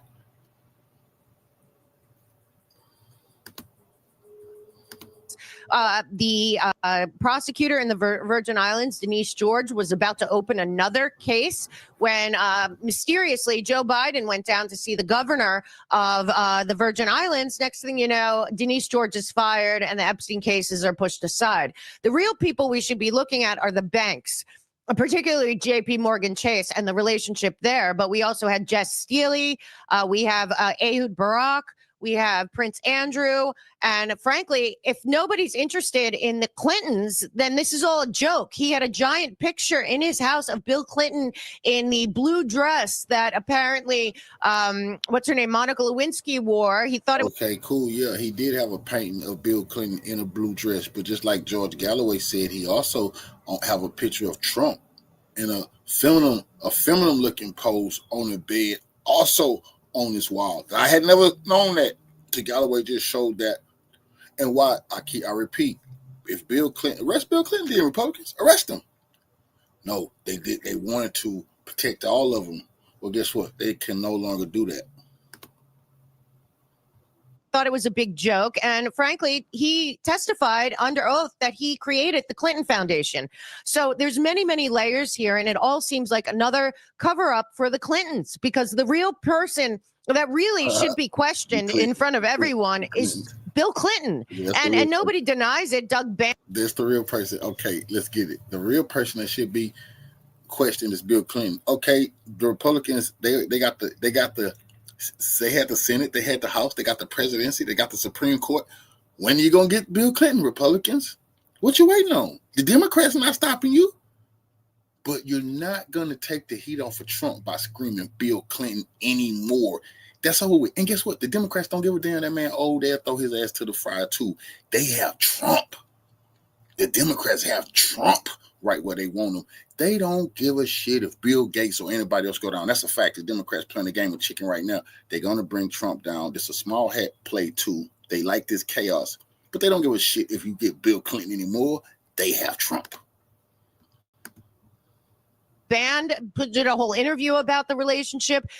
Even Kevin Spacey came out and he said he was trying to tell Bill Clinton to stay away from Jeffrey Epstein, and he had gone on the trip to Africa. So again, it seems like they're pointing to Trump. It's like the Chris Tucker, Kevin Spacey, the hell with that. Lock them all up. The Democrats got Trump, ma'am. You need to face the fact the Democrats have Trump. They don't give a shit who else you get. dirty trick of the Clintons that they pulled with the Russiagate. Distract everyone to look at Donald Trump when the real criminal element here is likely the Clintons. So you guys have heard of the bearskin hoodie, right? It's my favorite hoodie. It's the one I'm wearing right now with the removable patches on the side. This thing is built like a tank. This thing is incredibly warm when I walk the dog. It just turned really cold. We got a big cold front that came down from Wyoming. So it's a perfect season to wear. Other emails that, of course, liberal media is going crazy over and saying this clearly is trouble for Trump. But I don't understand how put this on here because it's some bullshit propaganda. But I just wanted y'all to see they're trying to spin it for Trump. It's undeniable. You can scream Clinton all you want. No, this is Trump who Epstein is in his emails and saying they could blackmail. They got all the dirt on him, and he kicked it with the victim who was killed this year. She died on suspicious circumstances. He kicked it with that traffic victim for 3 hours. Trump said he never been over there. Oh yeah, well now we found out he kicked it for 3 hours with that traffic victim. And how they're making that leap here is this email from Jeffrey Epstein to Ghislaine Maxwell specifically, and where Jeffrey says, I want you to realize that the dog that hasn't barked is Trump. The victim, again, redacted, but only House Democrats redacted that name. I don't know why. Spent hours at my house with him. He's never once been mentioned. Police chief, etc. I'm 75% there. I don't know what he's saying. We can only infer that. And then Ghislaine responds, I have been thinking about that. So liberal media and liberals on X are going all over it saying, see, Trump is completely dirty. He's been with underage girls. And this is like the smoking gun here. But what do you say? I say Bradley Edwards, the lawyer, but also Palm Beach police also said Trump had nothing to do with it, and he was the only person that did speak to them. So, I mean, what Jeffrey Epstein is likely saying, from my knowledge of the case, which is pretty deep and goes back to 2008, is he's saying Trump hasn't said anything yet as far as he knows in terms of what Trump knows. Whatever the case may be, every single person that actually had a frontline interaction in this case, most particularly Acosta, who was obviously in charge of the case. And don't forget that also Pam Bondi. And you see, up until now, they haven't said, the email said Trump kicked it with the victim at Epstein house. That's what Epstein was saying. I'm surprised Trump ain't said nothing because we got the goods on him. He kicked it with the victim, the traffic victim, for 3 hours. What are you doing with a traffic victim for 3 hours? You're a very busy billionaire. Plenty. Well, what was you doing with that traffic victim who Prince Andrew had to step down, lost all his royal titles, was kicked out of his royal castle because of this traffic victim? So imagine what the U.S. would have to do to Trump. Bondi was around at the time too. But Acosta said under oath just in the last 2 weeks that he never discussed it with Donald Trump. Donald Trump is not implicated in the case. He never came up in the investigation. Lies. So, I mean, who are we going to believe? Democrats that won't even mention that the Clintons didn't show up for their interview about Epstein last week? It wasn't on the news. Nobody covered it. That should have been, if you really wanted to get to the bottom of this, you should be disgusted that the Clintons have never, ever been questioned by the FBI or anyone else that we know of about the relationship for 25 years with Jeffrey Epstein. Again, everything seems to me to be a cover-up to protect the Clintons. It's unbelievable. And I mean, I don't want to say that we're offering excuses for Donald Trump, but this is consistent with his persona on Howard Stern at the Miss USA pageant, with Stormy. Never forget, Trump wouldn't even never been president for one for Clinton. They was on the golf course golfing, and Bill Clinton really did not want Hillary to win. He to run and win. He told Trump, you should run for president. Trump had already said that. The person who told him to run for president was Bill Clinton. It's all that they don't like each other. They love each other. Bill Clinton told him to run. He ran for president. He beat Bill Clinton's wife, Hillary. Bill wanted Hillary to lose. But all this, you need to go after Bill. They got Trump. Trump had the opportunity to fry Bill. He didn't. Now they got to get him. If the Republicans want to make the play, get Bill Clinton. The Democrats are already doing Stormy Daniels, no matter whether or not it was consummated, he was a very flirtatious kind of ick factor. This could very well be something that he was showing us publicly. It would not be a surprise, right? So no, but this elite group of people, I saw Jeffrey Epstein in the 90s, and I saw him in the 2000s in LA. This group of people are living above our country. They do not believe that they are like us. They believe that they are above the law. This is a very elite class. It's a small group of people. And Jeffrey Epstein was in the center of that, particularly when it comes to many different things, because he wasn't just a human trafficker and a child trafficker. He also, I believe, was also a weapons trafficker. 2 weeks ago, a whole trove of Ehud Barak emails with Jeffrey Epstein came out. I didn't see that on the news either. It's just they want so badly to implicate Donald Trump in this, yet all the people that are actually implicated, there are Wall Street bankers like Glenn Dubin and Leon Black. Why aren't these people of concern? Why aren't people asking Jamie Dimon now that we find out that JP Morgan has other problems because they debanked people that weren't even in business on January 6th in this new investigation into Arctic frost? Well, why not sit them down and talk about the 20 years that Jeffrey Epstein was a client with $1 billion of transactions that were marked as suspicious activity? So, I mean, all of this could be put out there, and I don't know why it's not. I don't know why they're holding back anything at this point. And again, I don't think that that's Trump. I really do think that this is a dog and pony show, because all you have to do is go grab all the cases, particularly the U.S. Virgin Island cases are huge. And it's a very good idea to look at the transcripts of the cases that are already out there. The Virgin Islands information is public. So to me, this is a show, like I said the other day, I was saying online, why are they not looking at who got paid off and who got money? A lot of people in the EU and other places. Trump didn't say the emails is fake. She's not saying the emails is fake. They're saying, oh, they weaponizing it. They should be going after the Democrats. Oh, the email's fake. If the email's not fake, what the hell are you talking about? What was he doing kicking it for 3 hours with that underage traffic victim? We don't give a damn that they pressured that lady before she died to say Trump was a good guy. I say that too. They finna whack me. Oh, he's a great guy. I love him. Oh, that's the best brother I ever had. You finna die. So, yeah, she was scared to death and said Trump was a good guy. He never did nothing. Prince Andrew and everybody else did something except for Trump. What Trump was doing, he was auditioning her for a show he didn't have at the time to come on to his talk show, which he didn't have, or something like that. He wanted to help her into Hollywood, right? Man, please. She was a traffic victim. What do you think Trump was doing with an underage traffic victim for 3 hours? That's what they need to answer. Okay, if he didn't do nothing, what was he doing with that girl for 3 hours? During those years from JP Morgan Chase, the easiest way to do it, numbers don't lie. Math and computer are those are the easiest way.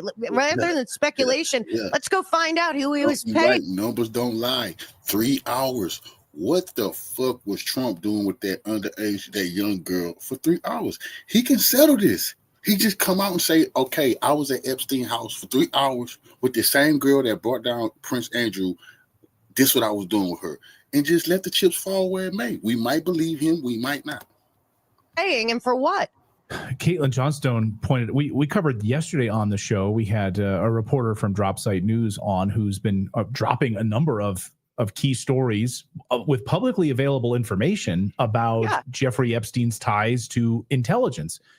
And Caitlin Johnstone this morning posts, sometimes the media ignoring a major story becomes the story. She says, one of the craziest things happening right now is how there's been report after report after report confirming that Jeffrey Epstein was really an Israeli intelligence operative based on publicly available documents, and it has no measurable impact on mainstream media or politics, totally ignoring this story.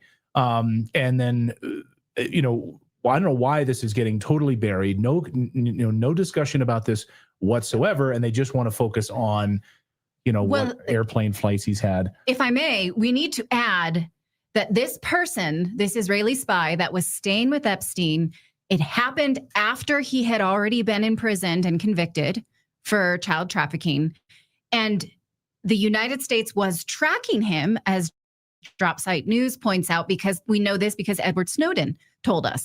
So this person was being tracked by the Obama administration, staying with Epstein during the Obama years. So clearly this is, it implicates everybody across Democrats too. So I just wanted to put that timeline context in there. Yeah, and I want to say something that came out in a lot of my work is I believe Jeffrey Epstein, and we got to remember when Hillary Clinton was Secretary of State, and I know that they are saying that they're reopening this case, she was doing huge arms deals all around the world. Those same countries that she was doing arms deals with when she was Secretary of State, then were putting money into the Clinton Foundation, of which Jeffrey Epstein says that he created with the Clintons. But worse than that, it appears, and you see it over and over, that Jeffrey Epstein had relationships with very close relationships, business and otherwise, with Ehud Barak, Khashoggi, the arms dealer from Saudi Arabia, and also Prince Andrew. The connection between all of those people is all of those people are involved in arms dealing. Prince Andrew was the main arms guy in the UK, Khashoggi in the Middle East, basically, and Ehud Barak in Israel, and then also intelligence in Israel. So Jeffrey Epstein is the link between those four people. So in my mind, not only do I believe Jeffrey Epstein was a human trafficker of children and women, I also believe that he was very involved at the highest level in arms trafficking. And again, I am at a point where I believe the intelligence agencies, including the CIA, MI6, and likely Mossad, that they're all one and the same at this point, and that they are really protecting the international banking cartel, of which I believe Jeffrey Epstein worked for them. So if you really understand the level of what he was dealing with and his relationships, you see these people that obviously were involved in international arms trafficking and all different kinds of trafficking and probably drugs and everything else. You can go to also Epstein says that he was involved in the Clinton. They had this island initiative that was basically the trafficking route from South America all the way up to Miami, and they got all the islands in there to have the Clintons come in with Crisis International and build out their internet. Meanwhile, it's a biggest trafficking route in our hemisphere. So everything that's going on here is a cover up for what really happened with Epstein. And at the end of the day, the Democrats are fools because it's going to come right back on nobody else should be questioned as much as the Clintons. And beyond that, a lot of stuff I believe that we should know about this is on Anthony Weiner's laptop. And I don't know why we have not gotten that, because the 33,000 emails from Hillary Clinton that were erased, there's probably like 300,000. But there's a lot of answers there. And it goes all the way to Libya and Syria and arms trafficking. And I believe Jeffrey Epstein was in the middle of it all. I don't think that you're using past tense for these dirty bankers and this dirty business, but it feels like because it's being protected, it must still be going on. Oh, yeah, absolutely. I mean, I guess I'll get you to comment on this. I mean, it's somewhat relevant, I guess, in that we're asking for the White House to release these documents and potential Israeli, intelligence connections with Jeffrey Epstein. And then President Trump sends a letter to Isaac Herzog, the president of the state of Israel, asking for them to pardon Netanyahu. I mean, obviously, who's been under investigation, and there's many questions about his corruption. And I personally know people that work for Benjamin Netanyahu have told me how corrupt he is. So it's just an odd timing for the president of the United States to be involving himself with a pardon of Benjamin Netanyahu. What do you make of that?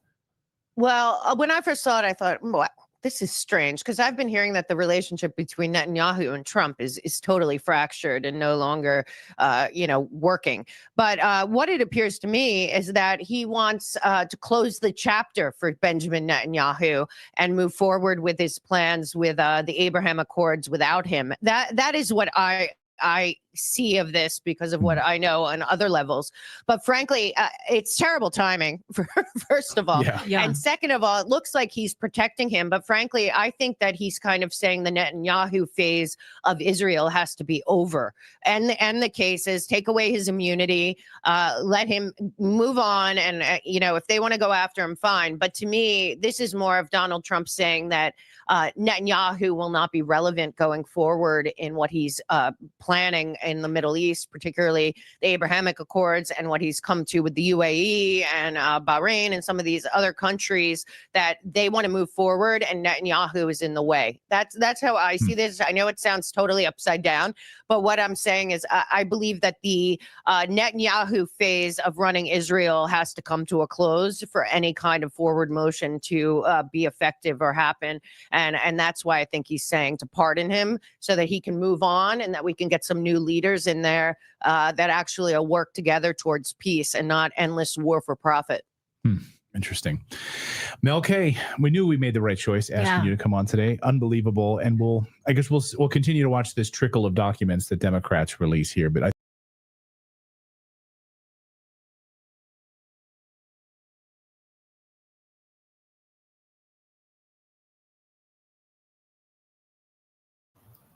Oh, no mention of the Clintons. Oh, the Democrats. Yeah, the Democrats smell blood. Yeah, Republicans better strike back. Let us know what Clinton was doing. The dynamic that's playing out here is that sometimes people in marginalized groups, a lot of times, they have forgotten that they're connected to other marginalized groups. And so in their desire to prioritize their group's needs, they themselves are engaging in the bigotry that they want to prevent from being happen to them.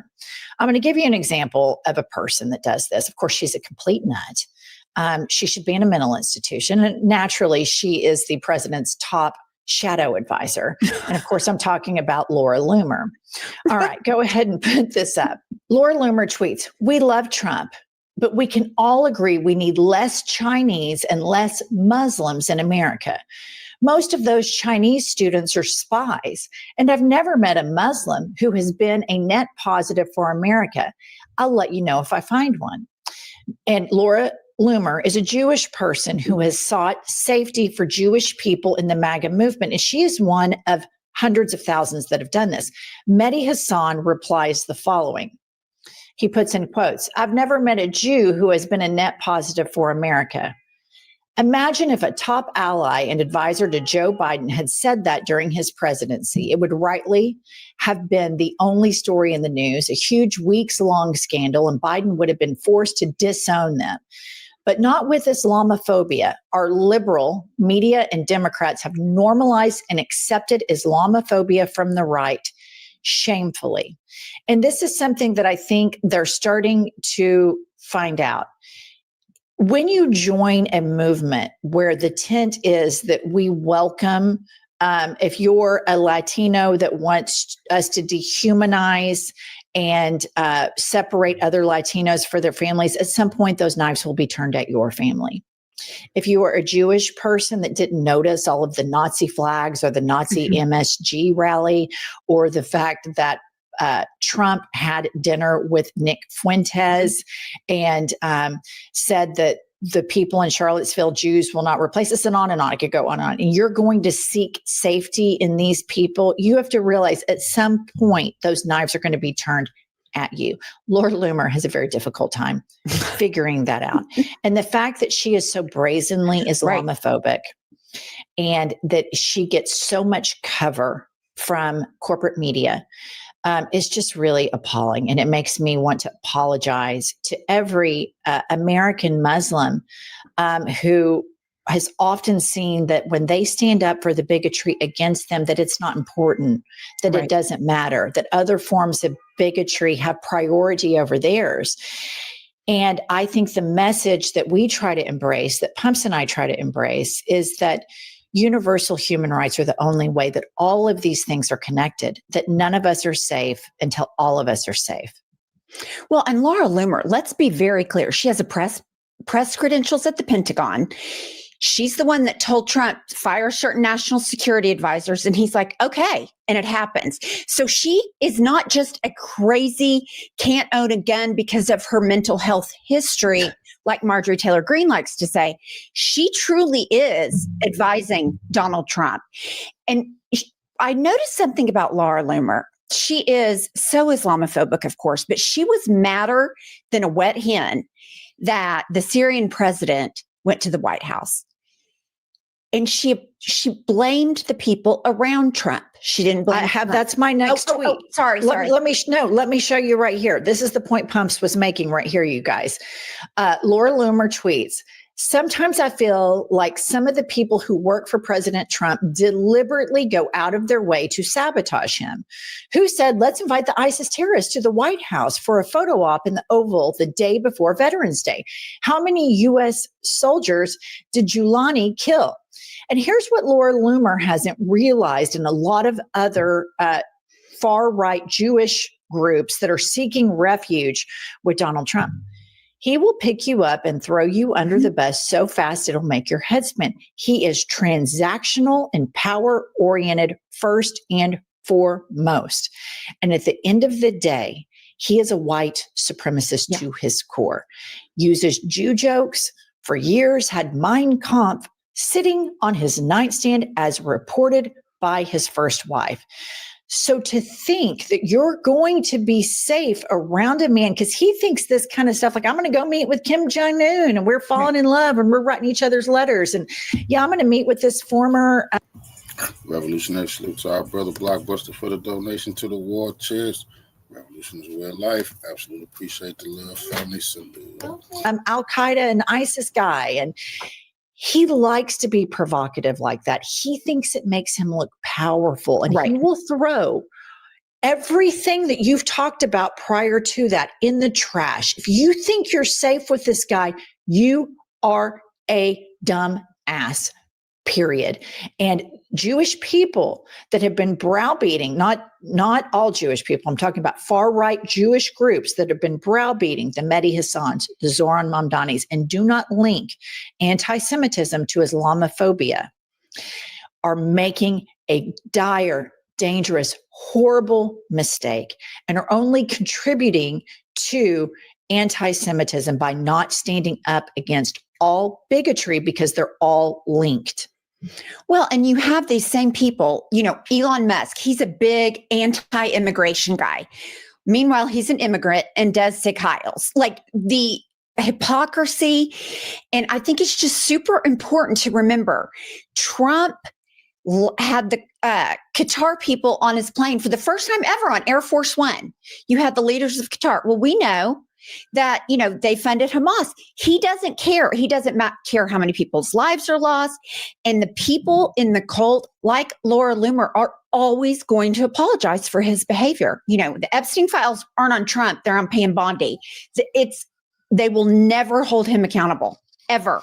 Right. And what I'm trying to get at here is you have marginalized groups who provided MAGA with the narrative that they were a big tent party. Right. And they are all one by one finding out that when you play with white supremacists, you're not going to be the special magical Jewish person that is exempt from this. No. You are not going to be the special Kash Patel, a dark-skinned FBI director. Look at how J.D. Vance is already treating his wife. That same destiny and that same dismissiveness and that same level of bigotry and that same lack of loyalty will come for you. And as it relates to far right-wing Jewish groups like AIPAC, they paid $350 million to help get Kanks elected because they are prioritizing Jewish safety over all other marginalized groups. I would think that if I were in a Jewish group and I saw the arbitrary picking and plucking of brown-skinned people and them being detained and hearing reports that the majority of these people now, there are more people in custody that have no criminal history than do, that I would be waving my arms saying, hey, this is familiar. This happened before, but they look the other way and they try to scare you that a guy named Zoran Mamdani is going to hurt you. When in fact, he speaks more clearly as an atheist that's never been indoctrinated by any of this to Jewish safety than any Jewish person that I've heard, which brings me to Ben Shapiro. Ben Shapiro has been playing patty cake with white supremacists for a very long time. Tucker Carlson is starting to collude with Nick Fuentes, a self-confessed proud neo-Nazi. Tucker Carlson is already starting to see a post-Kanks America, and he is trying to figure out and jockey, and the racism is ripe. And the far right Jewish people who prioritize their marginalized group over all others are finding out the hard way that these white supremacists are going to kick you to the curb. So put this up, Kylie. Zionist Ben Shapiro and Jake Tapper share a cry over Tucker Carlson interviewing Nick Fuentes, as well as J.D. Vance not doing enough to condemn anti-Semitism on the right. Hassan Piker retweets this and says, guy who spent his entire career, he's talking about Ben Shapiro, making white supremacist arguments, all of a sudden opposes it when Jews are at the precipice of losing white status by the Republicans. And this is a time that everybody is really under attack unless you are a really wealthy, white, waspy man. And that's why it's so important that we never disconnect marginalized groups, because all of them are linked. The rise in anti-Semitism is also right there with the rise in misogyny. It's right there with the rise in racism. But we never prioritize these. If we support Zoran Mamdani, or if we say Benjamin Netanyahu is a war criminal, we get accused of being anti-Semitic. And we all need to have a real conversation about how these far right groups have gone into the belly of the beast. The people who were doing very 1930s Germany style stuff to brown-skinned people in this country. and they should be screaming the loudest. Now, there are a lot of American Jews that are organized now that I've heard that are doing the good work and talking about this and exposing this. But the Ben Shapiros, the Laura Loomers, they're all finding out you're not safe. You will always be a underclassman to these white supremacists. Yeah, and it's really, you wouldn't think it would be that hard for them to learn, but then I look at the Kash Patels of the world, the Candace Owens, the Ben Shapiros. I mean, it's like people, fucking Caitlyn Jenner palling around at Mar-a-Lago. Like, I don't know what it is that these people think they're special and they're not going to have the knives turned. I don't know if it's terminal uniqueness, but it should not be that hard to understand, but it is very hard for people to understand, especially white women my age. All right, the holidays are rolling in and you have to figure out what to get the male person in your life.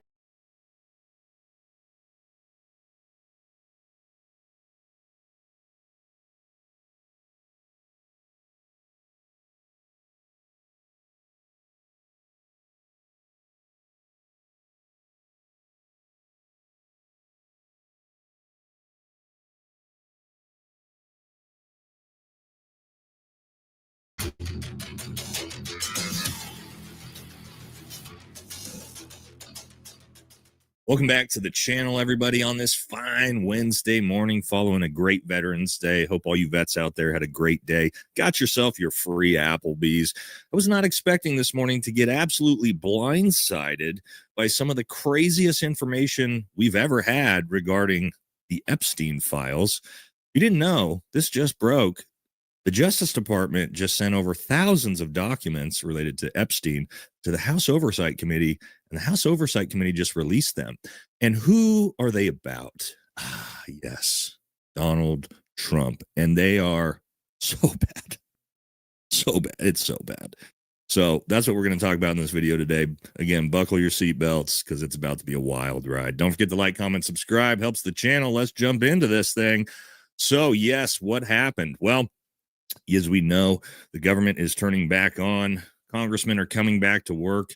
Yes, the House Oversight Committee decided to bless us with emails between Jeffrey Epstein, Ghislaine Maxwell, and Michael Wolff. And they are insane. So first thing we're going to do is actually take a look at the emails, and we're going to look at Donald Trump's response because he's already been asked. I wonder what he had to say about it, huh?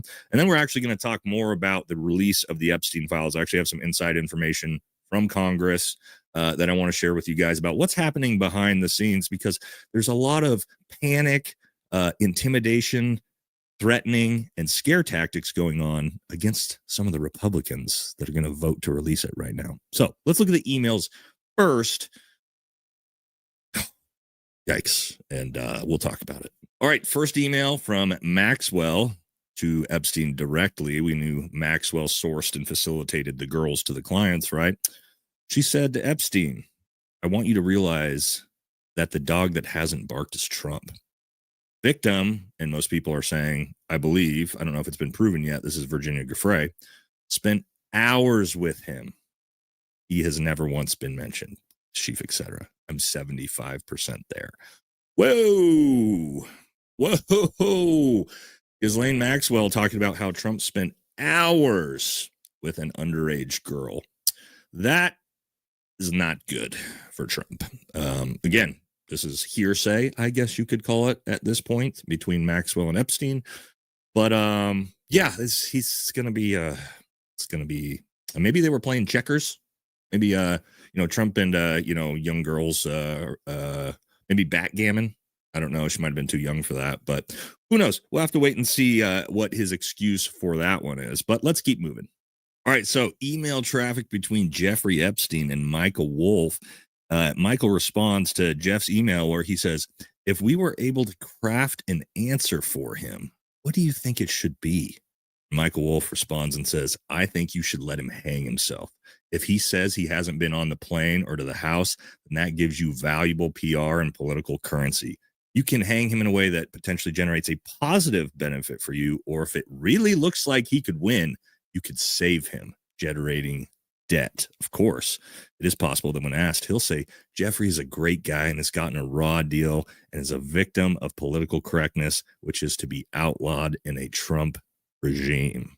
Wow. Sounds like they had a lot of dirt on him. And interestingly enough, it turned out that Trump did win. And you know what didn't happen is they didn't come out and expose Donald Trump. It's almost as if it worked out exactly how they wanted, and they were able to keep that leverage over the top of him, which, as we saw, Trump eventually won the election. And last one, did Trump know about this? Did he know about all these girls and what was going on the entire time? Let's look. All right, in here, victim redacted, Mar-a-Lago, redacted. I wish they would give us the unredacted files. Don't you guys think that'd be good? Anyway, Trump said he asked me to resign. Never a member ever. Of course, he knew about the girls as he asked Ghislaine to stop. That was in 2019. So it looks like he knew about this the entire time and asked Ghislaine to stop once he was president, probably because he was fearing all of this would get exposed.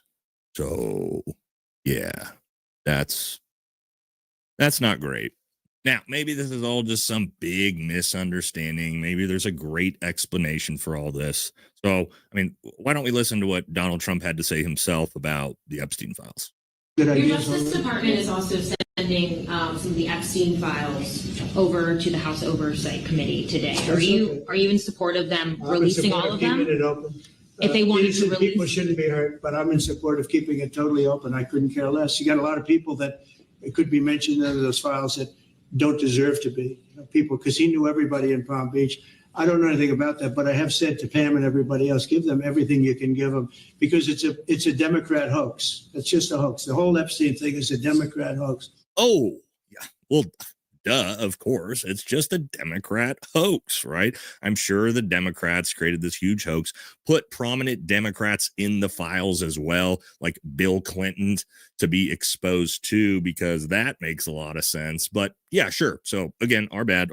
We didn't realize that it's just all this big hoax. Got it.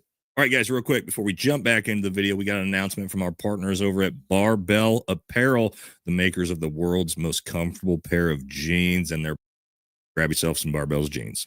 All right, so let's talk about what's going on in D.C. regarding the Epstein files. So yes, the government is opening back up. The House is back in session, and Adelita Gravalda is officially to be sworn in about 2 hours from now, actually. And as we know, from that point on, Thomas Massie has made it clear that he will then put forward legislation to release the Epstein files. Now, at the moment, he has now, with Adelita being sworn in, the 218th vote needed to release the files. And so, literally all of the Republicans outside of a handful are voting no on releasing the Epstein files. Well, every Democrat is voting yes, because again, it must be a Democrat hoax. Now, what I've heard from insiders is that there is absolute sheer panic going on in the Trump administration right now. What's happening is those handful of Republicans that are voting yes are currently being intimidated and threatened with being primaried if they go through with the yes vote. And we've already seen this with Thomas Massie, who's leading the charge on this, and Trump's response. So yes, here you go. Exactly what the Trump administration is now threatening all these Republicans with. It says third-rate Congressman Thomas Massie, a weak and pathetic rhino, which literally makes no sense because Massie is politically and policy-wise the literal opposite of a rhino. From the great Commonwealth of Kentucky, a place I love, and one big 6 times must be thrown out of office as soon as possible. And of course, he's going to try to primary him with a brave combat veteran Navy SEAL. First of all, no one gives a about any of that anymore. And I can say that as a special operator myself. Nobody cares if you're a Navy SEAL or a Green Beret, right? At this point, if you're being endorsed by Donald Trump, especially to unseat Massie, we know exactly who this guy is. If you didn't know, who's leading the financing on that? Yes, Marion Adelson, the same person that gave Donald Trump $250 million, whose allegiance completely relies in our greatest ally. Oh, shocker. And while all of this just broke, guess what else is happening? You're going to be shocked. Ghislaine Maxwell seeks pardon from Donald Trump. The co-conspirator of the late convicted sex offender Jeffrey Epstein is seeking a pardon from President Trump, according to a whistleblower who spoke to House Democrats. Ghislaine Maxwell is currently serving a 20-year prison sentence. A House Judiciary Committee ranking member is calling on President Trump to reject her request. A Trump administration spokesperson says the White House, quote, does not comment on potential clemency requests. But what else has been going on with old Maxwell behind the scenes? Let's take a look. Well, would you look at that? Maxwell was transferred to a Club Med prison after Trump's lawyer met with her, and she likely spilled what she knows about Trump. She's now being waited on hand and foot by guards and is getting her commutation application ready with the help of the warden. Below that, it says the federal warden said to be helping Maxwell with paperwork for a commutation application. A prison official says he is sick of being her bitch. Nothing to see there, I'm sure. But what are the MAGA talking heads going to see about this? You know, the paid influencer shills that are going to come to his defense using some type of mental gymnastics to justify and explain to us how this is some type of 7D chess move by Trump. Well, let's take a look at what Glenn Beck had to say. Here's the OG conspiracy theorist Glenn Beck at his excitement for Trump's beginning of the second term. The only thing I care about is the scandal of the pedophiles, and in the next 10 days, you're going to see the Epstein file released. Day number one, Kash Patel walks in. By the end of the day, it will be released. Day one, deep state exposed. Oh, I'm sorry, Trump's in the rough. I'll get right on that ball drop. What the left is saying, and some people now on his team are saying, he's in the report. With 15-year-olds? Really? Do you actually believe that? I have seen some clips that would be consistent with did buy a teenage beauty pageant. But listen, Beck, you're the master at making connections, so let's see you unconnect it. I mean, let's be honest. 20 years ago, if, this was like, hey, he was on an island with 25-year-old models, I would be going, probably. Okay. 15, 16-year-olds, that's not Donald Trump. It's not Donald Trump. I don't believe that. Do you? I say no way that's true. So there you go. It's going to be hilarious to see guys like Benny Johnson try to defend this, right? Where as we're at this point where we're with our boy JD DeLay, that maybe this needs to be the new hat. Because it seems to me things aren't looking real great. And this is just a little couple emails that came out of those files. Also, what's being talked about, apparently rumors from the Justice Department insiders that have told the House Republicans that the files are infinitely worse for Trump than anybody could possibly imagine. So, yeah. Now the question becomes, will we see this vote actually go through in the House? Will Republicans, the few that are going to vote for Democrats, hold firm all 218 votes, or are we going to see them break ranks due to the fear and threatening and intimidation tactics coming through from the White House? We're just going to have to wait and see. Then also, what are we actually going to get from the files? Still hard for me to believe that a lot of these files haven't been manipulated and destroyed by the FBI, because who's in charge of the files right now? Yeah. Not a lot of confidence in that guy, huh? So it's going to be a while.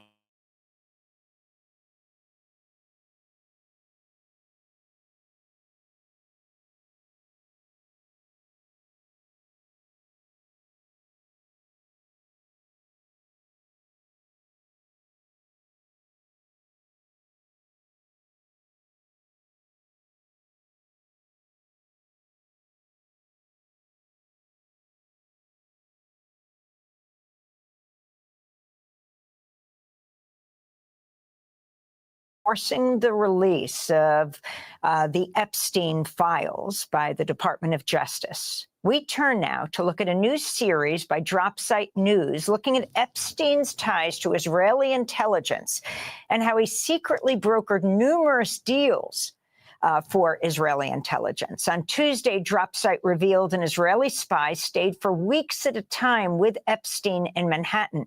DropSite has also looked at Epstein's role brokering a security agreement between Israel and Mongolia, and Epstein's role in setting up a back channel between Israel and Russia on Syria. This all comes as CNN's revealed today. Epstein mentioned Donald Trump by name multiple times in private correspondence over the last 15 years, according to newly released emails from Democrats in the House Oversight Committee. CNN's reporting the emails show Epstein asserts Trump spent significant time with a woman whom oversight Democrats describe as a victim of Epstein's sex trafficking. We're joined now by DropSite's Murtaza Hussain, who's been reporting on Epstein with his colleague Ryan Grimm. Murtaza, welcome back to Democracy Now! Explain what you feel the media is not covering. What is the role of Jeffrey Epstein when it comes to U.S. foreign policy? So there's been a lot of justifiable focus on Epstein's very grave crimes and facilitation of the crimes of others related to sex trafficking and sex abuse. But one critical aspect of the story has not been covered is Epstein's own relations to foreign governments, the U.S. governments, and particularly foreign intelligence agencies. Now, this information is not entirely private. A lot of it is out there, actually, in House disclosures, as parts of certain lawsuits which have been leveled against Epstein or over Epstein's activities over the past few years, and in a few databases of leaked emails from certain figures around the world which have come out showing extensive contacts with Epstein. So I think that a lot of these coverage of him so far, to date at least, it's focused again on salacious details of his life and the crimes he was involved in related to minors and women. But the other aspect, the political aspect, and who he was and the role he played at this very high level, facilitating deals, interacting and liaisoning with intelligence agencies in different parts of the world, has not been covered. We don't know exactly who Epstein was specifically to be in the position to commit the crimes that he was doing. And our story is aiming to focus and shedding light upon one particular aspect, which is Epstein's extensive relationship with Israeli intelligence, U.S. intelligence, and the intelligence agencies of other countries as well, too. He was a deal maker and a fixer at a very, very elite level, and he was making deals that were ultimately wound up, in some cases, being signed as formal security agreements between the government of Israel and other countries. That's what our series is focusing on right now. And it's just coming across naturally looking at the information contained in the publicly available data about his communications over the past, during the period of about 2013 to 2016. So tell us who Yoni Koren is. You reveal that this senior Israeli intelligence officer lives in one of Epstein's apartments, had close personal ties to former CIA director Leon Panetta. Can you talk about what specific intelligence gathering operations you believe that Koren was conducting from Epstein's apartment? And also, the relationship between Jeffrey Epstein and the former Prime Minister of Israel, Ehud Barak, which has been documented over and over again. So a lot of the information we have now coming out about these intelligence ties do come from private correspondence between Barak and Epstein, which were leaked by hackers some years ago and posted online, but have never really been analyzed in great detail, but shed profound light on Epstein's ties, not just to Barak, but officials all over the world in foreign governments in Africa and Central Asia and Europe and Russia, whom he was helping connect Barak with. Interestingly, Barak was relying on Epstein's support rather than vice versa, despite the fact that Barak was a very powerful figure in the Israeli security establishment. And so these emails, in addition to House disclosures, which also pointed the same information, showed that this intelligence agent, who was a longtime military intelligence agent in Israel, who was Barak's chief aide for many years, lived at Epstein's house for significant stretches of time, weeks at a time between this period of 2013 and 2015. He was staying in Epstein's house. We don't know specifically from the communications what they may have been working on or what his role may have been there, or the reason he was staying at his house. Barak would also stay at his house sometimes to hold meetings and to do business in New York. That was facilitated by that.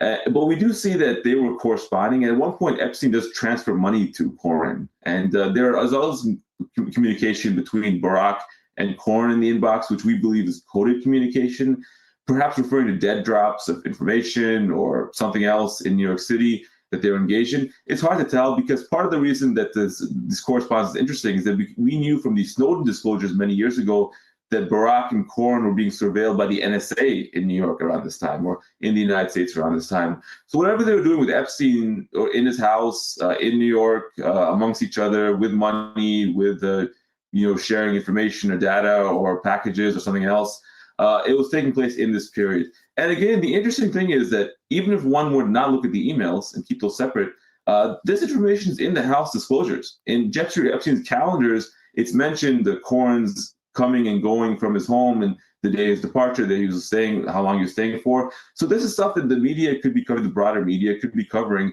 It's just escaped attention for reasons which, one can speculate, or it's hard to say exactly. But we're going to continue drilling down this, not shying away from the political implications of his activities, Epstein's activities, and the ties he had with powerful figures like Barack and intelligence agents like Cohen.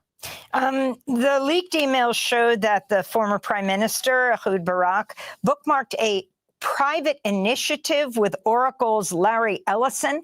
Can you talk about the significance of this initiative?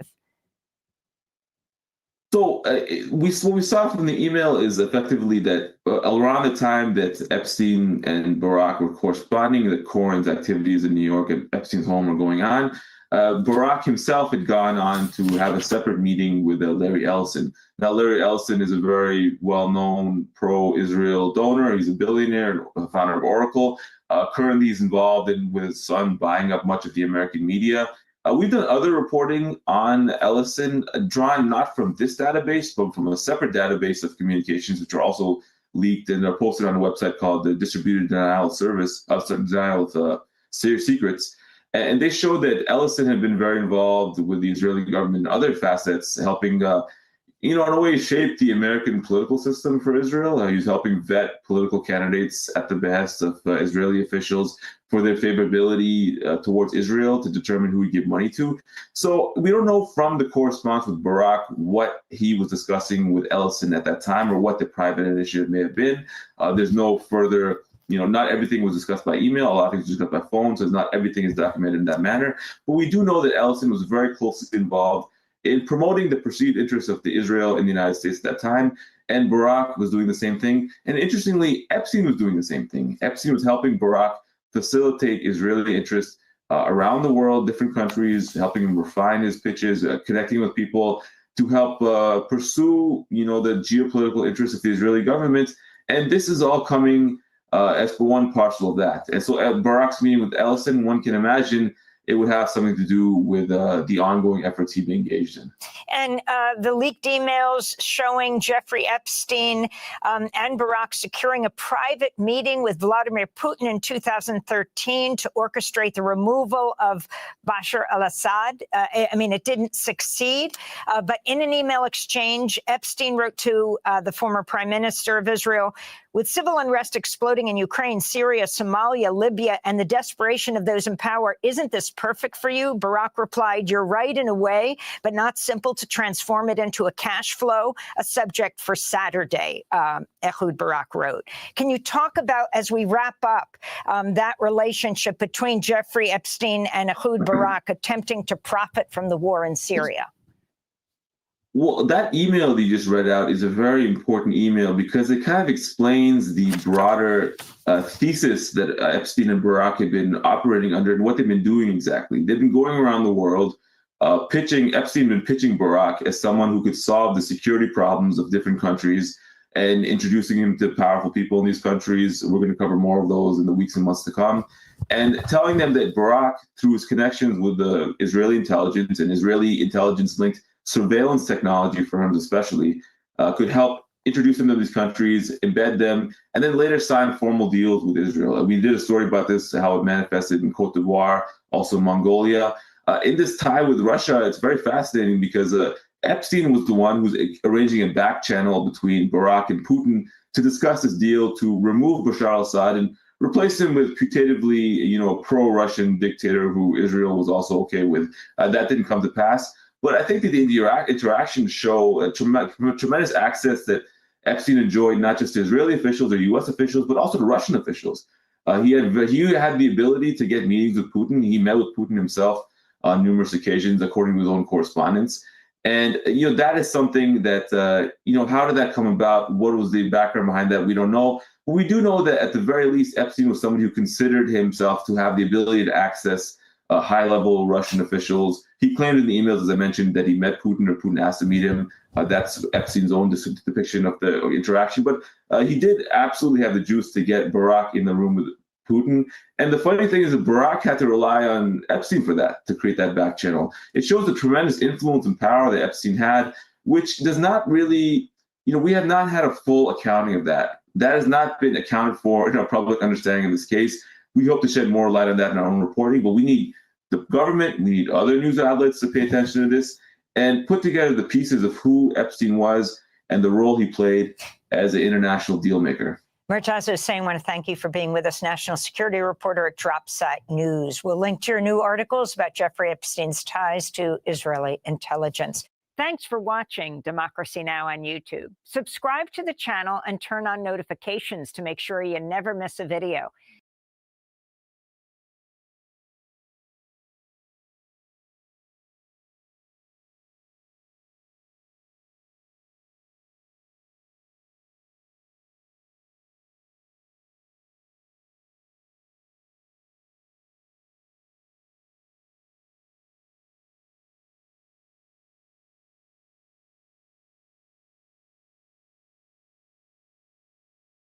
Gerald R. Ford has now arrived in the vicinity of Venezuela to do whatever. America's formerly most reliable alliance, that with the United Kingdom, has finally started to fracture over the administration's murderous activity. So let's discuss. It's hard to understate how important it has been to the UK, certainly from the time of Margaret Thatcher and Ronald Reagan, for Britain to be seen as the most steadfast and reliable ally of the United States. That has been tested at times, but time and time again, the country has lined up behind leaders and actions that many in the British Parliament and public may have found pretty controversial. Now, nobody was ever going to test that relationship quite as much as President Trump Mark II, having seen British Prime Minister Keir Starmer play a deft hand in getting into Trump's good books, flattering him with a state visit and all the rest of it. But there is a line, and it seems as though Trump finally crossed that line when he ignored international law and carried out lethal strikes against boats in international waters, but in the vicinity of Venezuela. The thing is that Britain has routinely shared intelligence with the USA in the Caribbean, where it has a number of overseas territories, and it has carried out operations of its own in coordination with the US. For example, in September last year, the Royal Navy intercepted a narco sub for the first time, found £160 million worth of cocaine on board. 11 suspects were arrested, not summarily killed, note, intercepted and arrested. But in the last month or so, the US, of course, has been killing an estimated 76 totally unknown people allegedly involved in drugs trafficking. And in response to that, the United Kingdom ended that intelligence sharing. The United Nations Human Rights Chief Volker Turk has said about the US actions that they violate international law and now are effectively extrajudicial killing. UK sources told CNN that basically the government there agrees with that assessment and has taken the decision to ensure that it is not complicit in those illegal actions. So no intelligence as to the presence of suspected drug smuggling boats or submarines is now being passed on. Brian Finucane of the International Crisis Group told the Guardian newspaper that if the UK government was involved, it would likewise potentially be liable. He said this, "There's no serious argument there is anyone other than civilians on these small boats, despite what the US government says. So that should be an obvious concern if the UK or other countries who could in some ways be supporting these lethal strikes." Those countries would also need to think about supporting a potential act of aggression against Venezuela. A US invasion or even airstrikes on the country would be a clear violation of international law. The US administration, of course, doesn't really give two hoots about international law, which has no bearing on its activities at all in the might makes right world order that it seeks to project itself into. The question is whether the mere fact of Trump doing that de facto abolishes the old UN-based rules order, or whether such actions might turn out, in retrospect, to have been aberrations, quickly to be disowned in the future and punished. Britain has to date showed no signs of coming to terms with the stark challenges that Trump has posed to the world order, seeing it as in its interest to pretend that everything's just business as usual for as long as it possibly can. But this decision not to share intelligence with the Trump team, it's the first crack in the veneer. It raises the question of whether this is just the beginning, and all of those other countries across Europe and Asia, Australasia, who have been trying to hold it together, will finally be forced to draw a line and take a stand against Trump's America. Worth noting that Canada has also been customarily a US ally in helping to intercept suspected drug traffickers in the Caribbean over decades. But according to CNN, Canada has also made it clear that while it is currently still providing intelligence, it does not want that to be used to help target boats for deadly strikes. Whether Mark Carney and his government continue to believe that US promises on that score are sufficient, we will have to see. The UK has other reasons not to believe in such promises. For instance, Trump's FBI director, Kash Patel, reportedly agreed with London that a key FBI liaison agent based in London who dealt with high-tech surveillance tools that could be used should China get its new embassy there, for instance, that his job should be protected. A promise that turned out to mean precisely nothing, since even as Patel made the promise, the job had already been marked to be cut, and duly was. MI5 officials were said to have been left incredulous. The actual head of the agency had given that undertaking and then casually broken it. This after a history where they had worked closely together with their US counterparts, had established what was then held to be a high degree of trust. Now MI5 and the heads of the security services for the other Five Eyes Alliance countries, Australia, Canada and New Zealand, have been watching with dismay as the FBI removed people focusing on international threats and terrorism, turning instead to internal targets of the president. Phil Gursky, a former analyst with Canada's intelligence agency, told the New York Times this: "In all of my life, 32 years in the business, I have never seen a law enforcement or intelligence organization like the Bureau be directed to go after people purely on political, vindictive reasons. In a Western democracy, that's unheard of.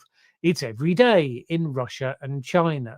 Obviously, that's the sort of observation that we've been making here on this channel for the last 9 months, as all of this has played itself out. And it was always obvious that, unspoken in public as it may have been, the countries that had staked so much on being close allies of the United States were processing exactly those same thoughts. The question was and remains, how far does it have to go before it's a step too far and a stand is going to be taken?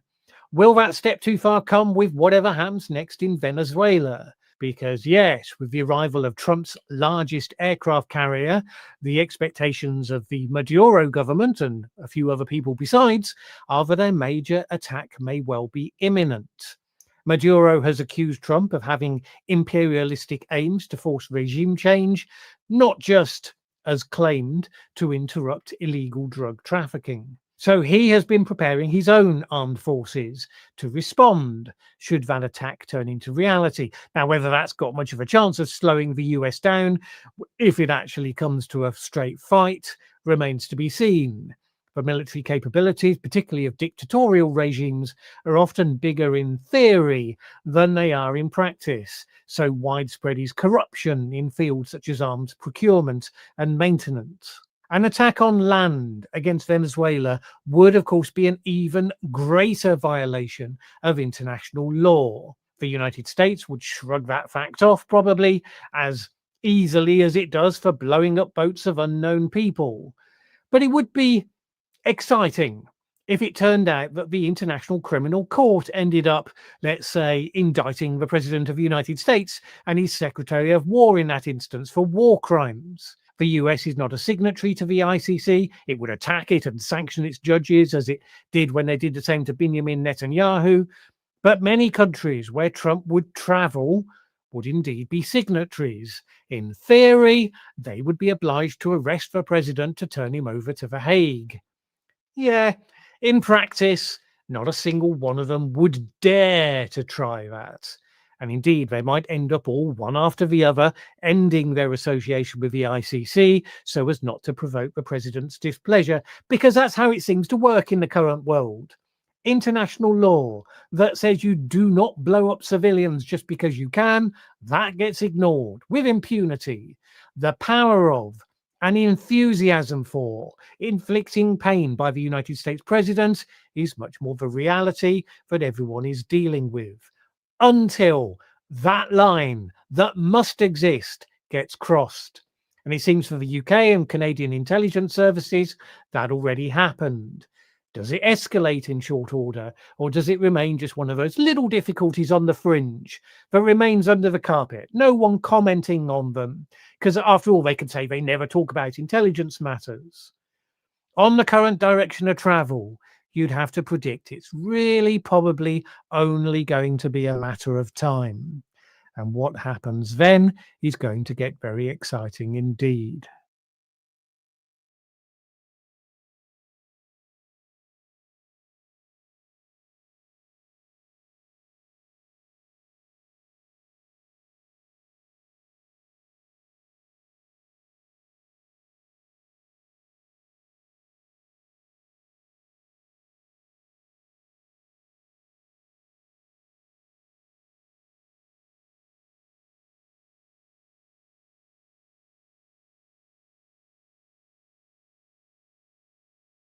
Leaders and all this, but maybe there could have been a better time and a better place than, again, on the Marine Corps' 250th birthday and the day before Veterans Day to bring one of the former leaders of Al Qaeda into the White House. Don't you think?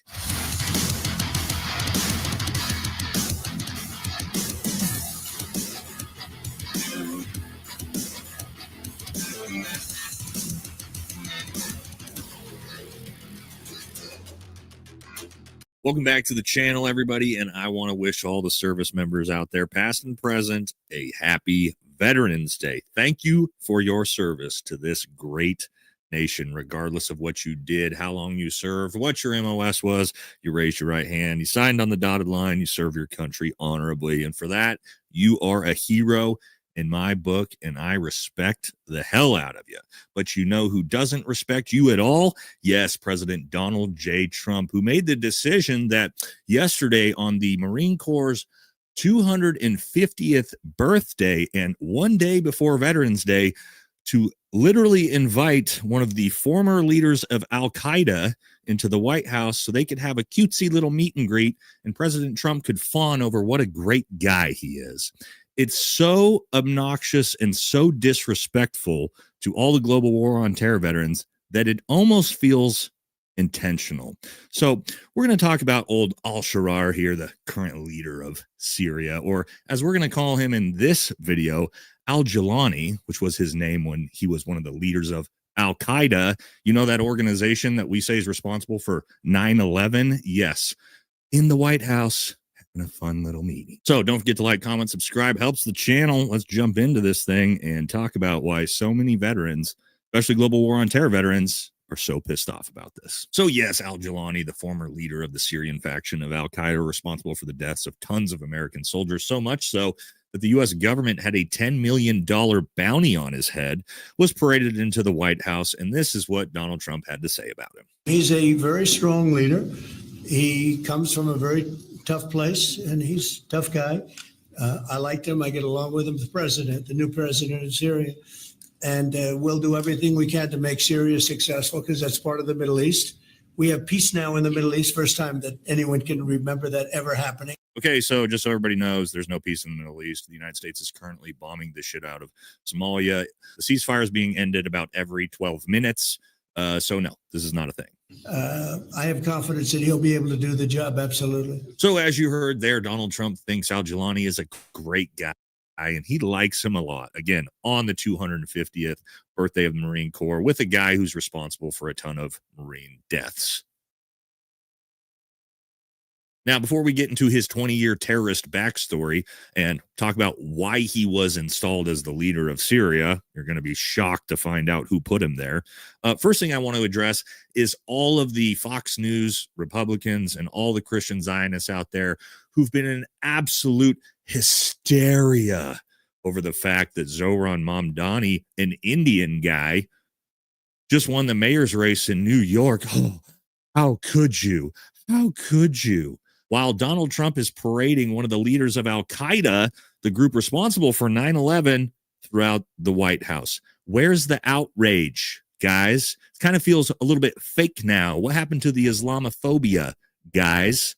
Ben Shapiro, where you at, buddy? Mark Levine, where's your outrage, guys? Could you imagine if Joe Biden would have done this? The hysteria, the absolute outrage. They'd have to replace the entire cast of Fox News because they would have all literally croaked from heart attacks and strokes. Of course, it's extremely selective when it comes to these things, isn't it? So let's do a little quick history on our best bud here, Al-Jilani. So he started his career in the early days of Iraq as an insurgent, killing American soldiers until he was caught in 2006 by U.S. forces, and held prisoner for 5 years until 2011 when President Barack Obama decided it would be a great idea to release him, in which he then immediately started the Al-Qaeda faction in Syria. He formed Jabhat al-Nusra, which is an affiliate of Al-Qaeda, which was immediately designated as a terrorist organization by the U.S. government. He then continued his terrorist work in Syria until the United States government put a $10 million bounty on his head in 2017, not that long ago, by the way. And then the Syrian faction decides we want to rebrand ourselves a little bit away from Al-Qaeda, put a little makeup on the pig. All we got to do is, let's just change the name. So they changed the name to Hayat Tahrir al-Sham, HTS, which is the current government in charge of Syria. Al-Qaeda rebranded.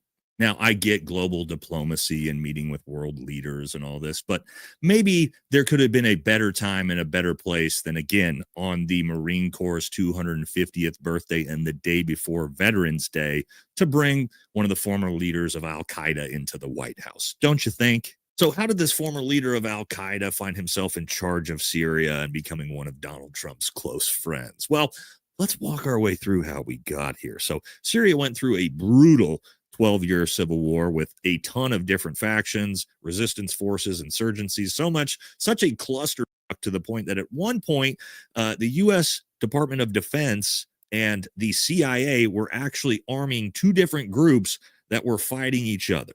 Then you also had, of course, Assad, who was in power, which we all know was a close ally of Iran and Russia.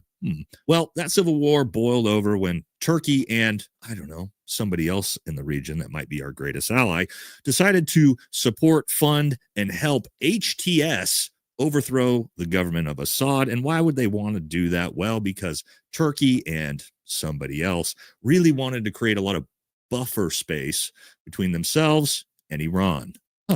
That's interesting. But what's even more interesting than that? Well, there's a very, very hotly contested area between Syria and our greatest ally called the Golan Heights. This goes back decades. Our greatest ally has been trying to occupy it for a long, long time, and now they're going to be handed it. Isn't that convenient? So when we kind of put those pieces together, it starts to make a little bit more sense why this guy's having the red carpet rolled out for him while he's playing basketball with U.S. generals at the White House basketball court, all while global war on terror veterans get a fat middle finger shoved in their faces. But what I do know is currently Christians and Alawites are still being slaughtered under his tutelage. But of course, the United States never cares about Christians being slaughtered, so we'll still bring that leader to the Oval Office and let him get Cheeto dust all over his dick. So sorry if I don't have any patience for this one or understand the diplomacy on this one, because again, maybe we could have chosen a little bit better time and a little bit better place to shove this in veterans' faces. So that's my feelings on that one. That's going to do it for the video. I'll catch y'all in the next one.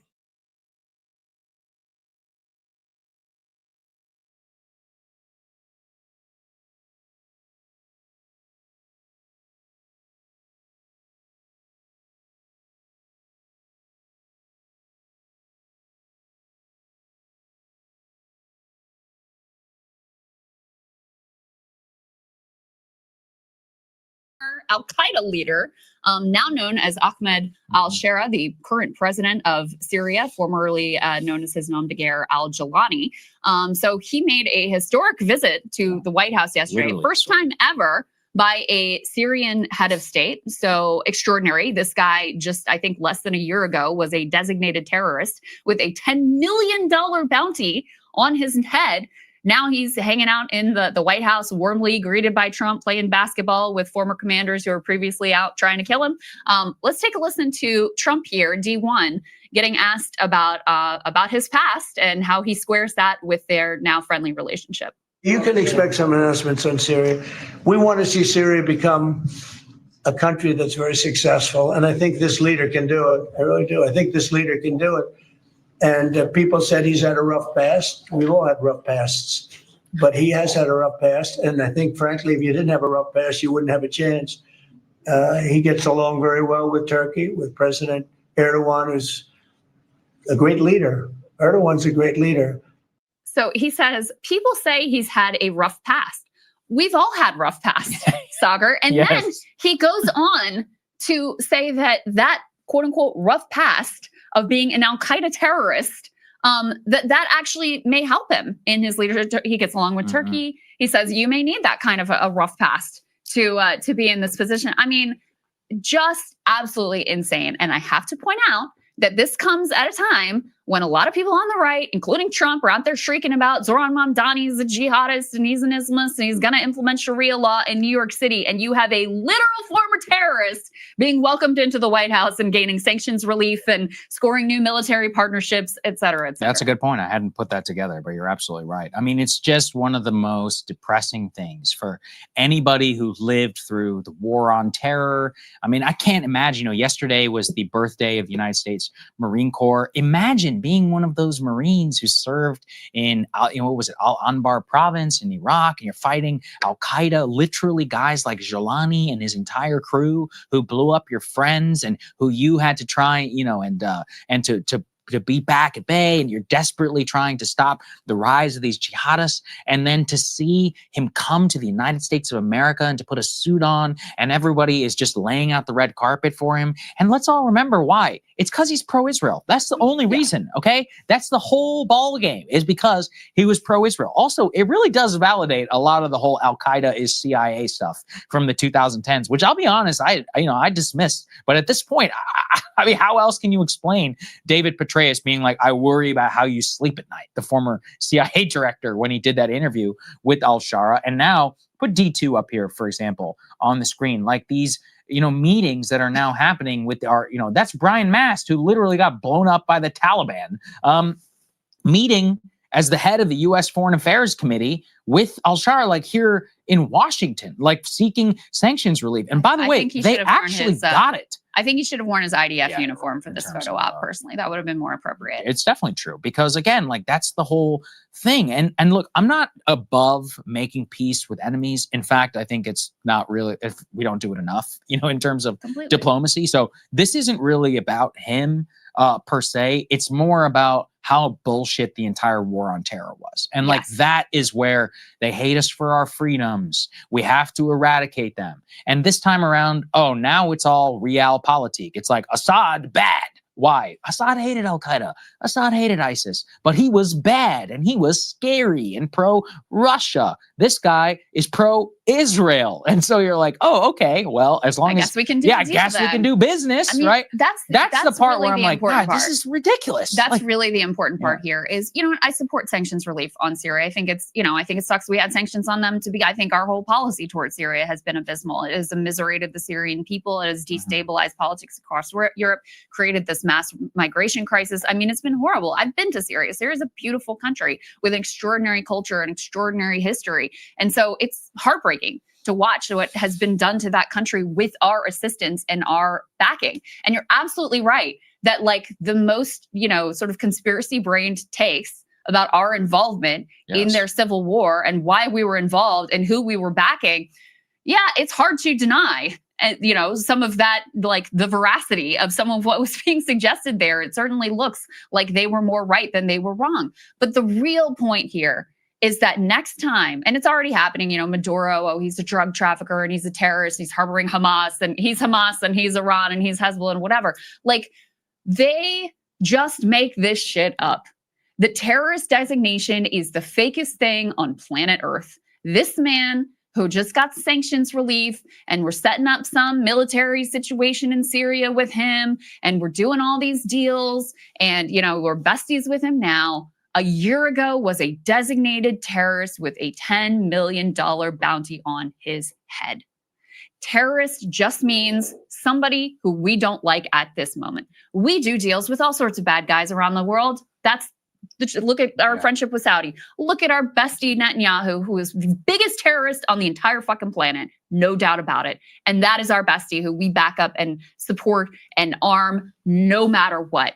So don't be influenced by the things that they say. Think for yourself, because they will turn on a dime and go from, oh, you know, he's our biggest enemy to, oh, he had a rough past, who among us hasn't, in a second.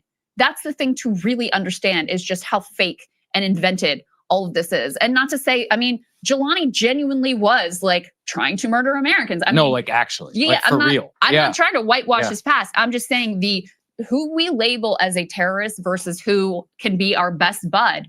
There is no distinction in their like level of evil and the atrocities that they're willing to commit. I have no issues with making deals with enemies, with moving on and admitting that wars were a failure. In fact, I think we should do a lot more of them. But I also think that there needs to be some come to Jesus honesty and not just pretending that it's all, you know, basically a farce. Let's put this, you know, video, for example, on the screen. Like, can we play D3? Like, this is literally the Al-Qaeda leader playing basketball with top American generals who 10 years ago, these guys were literally trying to kill each other. Now, again, fine. If we all just say, oh, we once fought on the battlefield, we resolved our differences, and it's to the benefit of our country, I think you can make a case for that. I don't agree with that. I don't think, you know, living under his leadership or whatever for Syria is supposedly so much better for America. I think it's great for Israel, right, who gets to extend its territory out a little bit more and gets a nice little, you know, colony in Damascus if it wants.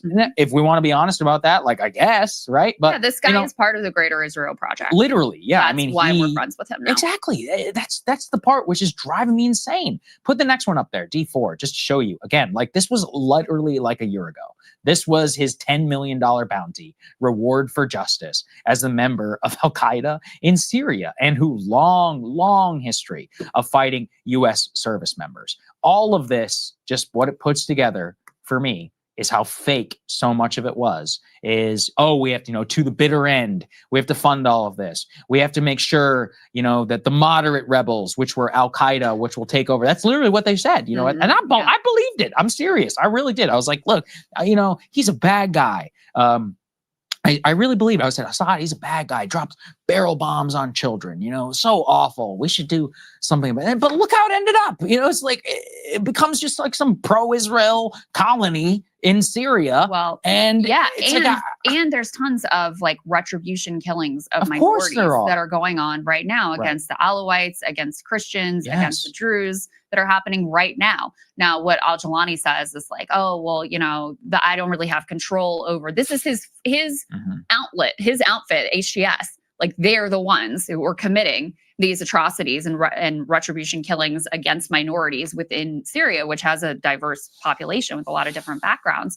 He claims that he just can't control them. I think a lot of people are very skeptical of that. But I mean, that's another important part of the story here of what's happening in modern day Syria right now under this guy's leadership. Yeah, I think that what America doesn't appreciate is just, I don't know. I really hope if you're an American service member, if you served in Iraq, if you served in the counter ISIS mission, just, can you imagine? Like I genuinely, I feel so much for you, because think about how much propaganda you had mainlined into you and all those missions that you went out, beyond the wire and people got blown up and then just to watch this type of stuff happen in front of your own eyes. Like it's honestly sickening. Like put D8 up here on the screen. Like, I guess this was what it's all about. The U.S. military will now establish a presence at the Damascus Air Base. After he's all friendly with Israel, and it doesn't matter the minorities and the freedoms and all that stuff that they sold to you back in the mid 2000s. It was all totally fake. So yeah, again, should we make deals with our enemies and our former enemies? Should we admit our mistakes? Yes, absolutely. But we haven't really done any of that. Right. The Syrian people are way worse off. 14 years, brutal civil war. We funded it. So many of our allies funded it. We never really, we kind of enjoyed it as a little plaything. The Israelis liked it too. Hezbollah and all of that was happening. They could occasionally strike within there whenever they wanted. We used it as some proxy with Iran. The Iranians used it as their playground. It became an international kind of chew toy for everybody to basically play with. We destroyed the country along with many others, not just us. And in the interim, millions of people fled. It caused a demographic crisis in Europe, basically ignited right-wing politics across the continent. We would have been better off from day one doing nothing. And I think that's what's so infuriating. I think there's a lot of people who died in Syria. Americans died in Syria. A lot of Americans died fighting Al-Qaeda in Iraq. That was the primary mission, is why we had to do the surge. And then to see the same architect of that, fluffing Jolani on stage in New York City. And then same with the CENTCOM commanders, who guys were literally on the other side of this for a reason, again, of nothing. It's really depressing. If you lived and followed foreign policy discussions, politics, like it would be unthinkable. And then finally, it's just about the relative moralism of Assad bad, Al-Qaeda good. Right? It's like, no, there's no such thing. We deal with countries on the basis of what's good for us, because this moralist stuff, it's all bullshit. It really is. Yeah. Just to see it all in front of your eyes like this, it's hard. It really is a tough pill to swallow. Hey, if you like that video, hit the like button or leave a comment below. It really helps get the show to more people. And if you'd like to get the full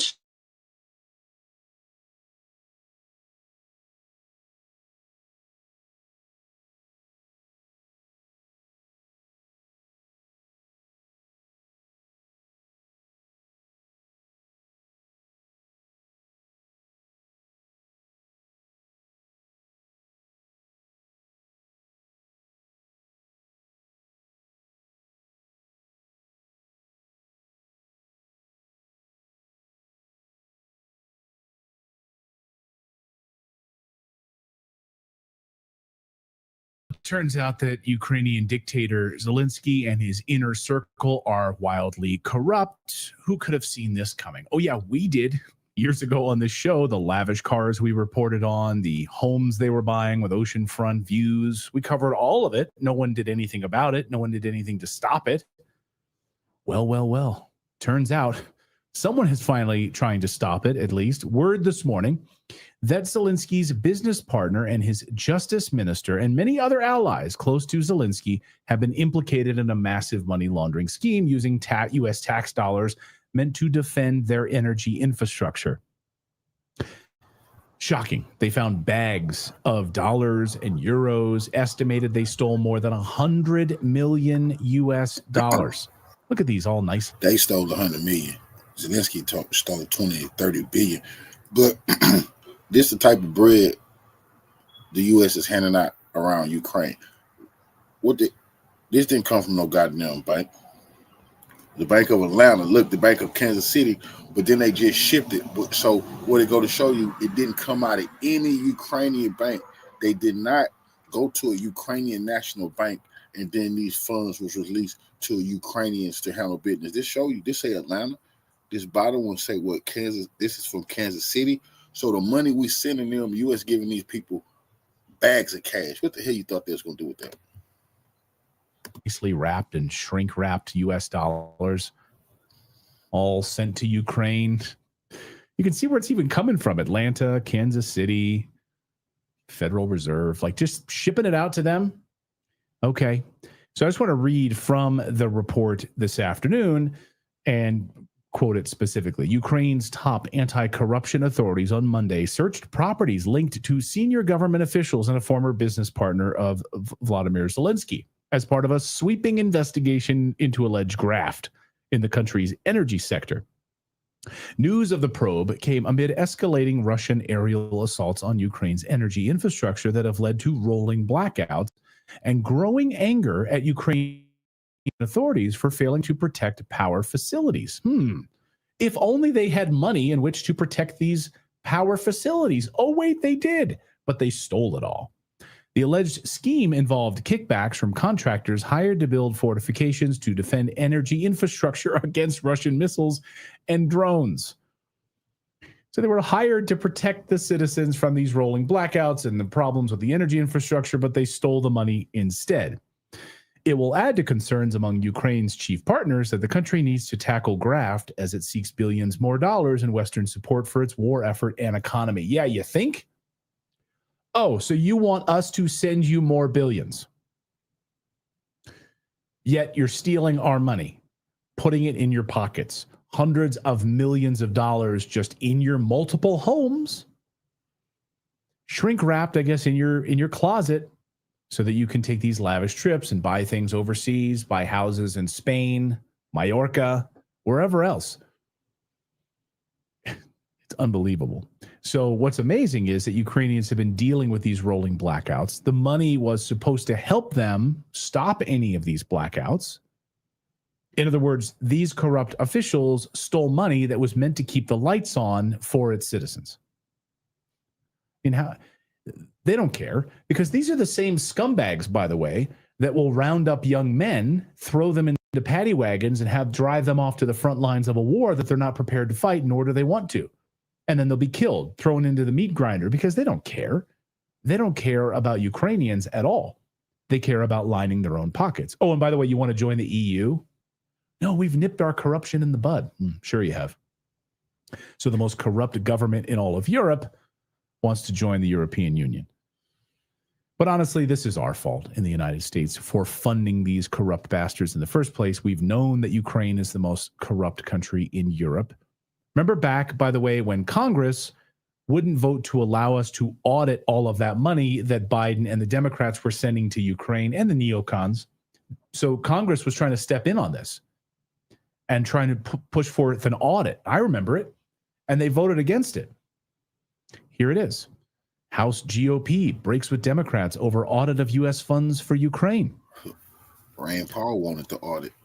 What I love is when Congressman Matt Gaetz and Marjorie Taylor Greene introduced the bill, Democrats crapped all over it, saying it would be a gift to Putin. It's a gift to Putin for us to audit our own money? Okay. Here at the time, House Democrats said the measure would undermine strong bipartisan support for robust assistance to Ukraine to fend off Russia's more than year-long war of aggression against that country. Representative Kathy Manning of North Carolina, this person should be voted out of office. Is this person still in office? Oh my God, get her out of there. Fire her ass. She said she called the measure divisive and ill-advised and said it was a partisan political ploy at the height of legislative irresponsibility that jeopardizes U.S. national security in partnership with European allies in Ukraine. The height of legislative irresponsibility? These people in Congress are corrupt as hell. I'd be curious if Representative Manning got any kickbacks for this, that type of position. Did she receive any good campaign money?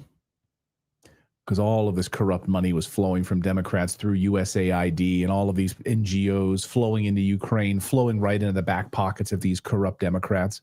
Well, what if I use this excuse not to pay my taxes because the government's corrupt? I should not be expected to keep my finances in order to pay into a corrupt government, because that's irresponsible. I have other things to do. You know, I have to get my nails done. Things like that. It just blows my mind that it's coming full circle, because when we first covered this, it was like a couple years ago. Mm-hmm. It just blew my mind, because the issue they were having was not the money they were sending. It was that they wanted it audited. They wanted to know where this money was going. And that was what people were saying. Well, this is a gift to Putin. Like, well, hang on, time out. Like, we just want to know where this money is going. And that's what they fought against. And now what are we looking at? We know. Yeah, I bet we could have caught this with an audit. Yeah. So then they should not be able to audit me. Oh, good. Kathy Manning is gone. Okay, good. She's gone. Right. Well, but by this, so then why are we not held to the same standards as Ukraine? Why? Because that would be a gift to Putin. Aren't you paying attention? It'd be a gift to Putin. Mm-hmm. Here's what she said specifically: passage of this measure would represent a gift to Putin and his Kremlin cronies, and provide visibility into the plans of our military and intelligence leaders strive to protect at all costs. What the hell? Therefore, we must reject it. So it's somehow, by us auditing our money, is giving away state secrets about our military? Really? But it's a gift to Putin. Okay. Again, when they look at my finances, they get a secret into what I spend my money on when I file my taxes. Yeah. So, okay. Ukraine gets better treatment than U.S. citizens. Oh, yeah, for sure. And then when pressed on that point, this dipshit former member of Congress, Kathy Manning, doubled down, gaslit all of us. Quote, "We're in a war. Children are dying. Maternity hospitals are being blown to smithereens by a depraved sociopath in the Kremlin." That's been debunked, by the way, of course. We know that was a fake talking point. This is no time to send any signal to those brave people that we waver one iota in our ongoing support. So we cannot have any accounting of our money whatsoever. Turns out that money being stolen by Zelensky's inner circle and lining their pockets so they could go on lavish trips and buy expensive houses and cars, all with your money. But, you know, this is a gift to Putin, so we can't check this money at all. All right. And by the way, I love that the idea and these articles are sort of written around this idea that Zelensky's not also dirty as hell and tied to all of this, while his wife is like flying around on private jets and doing expensive shopping trips. Where are they getting that money from? We're getting it from you guys, from all of us.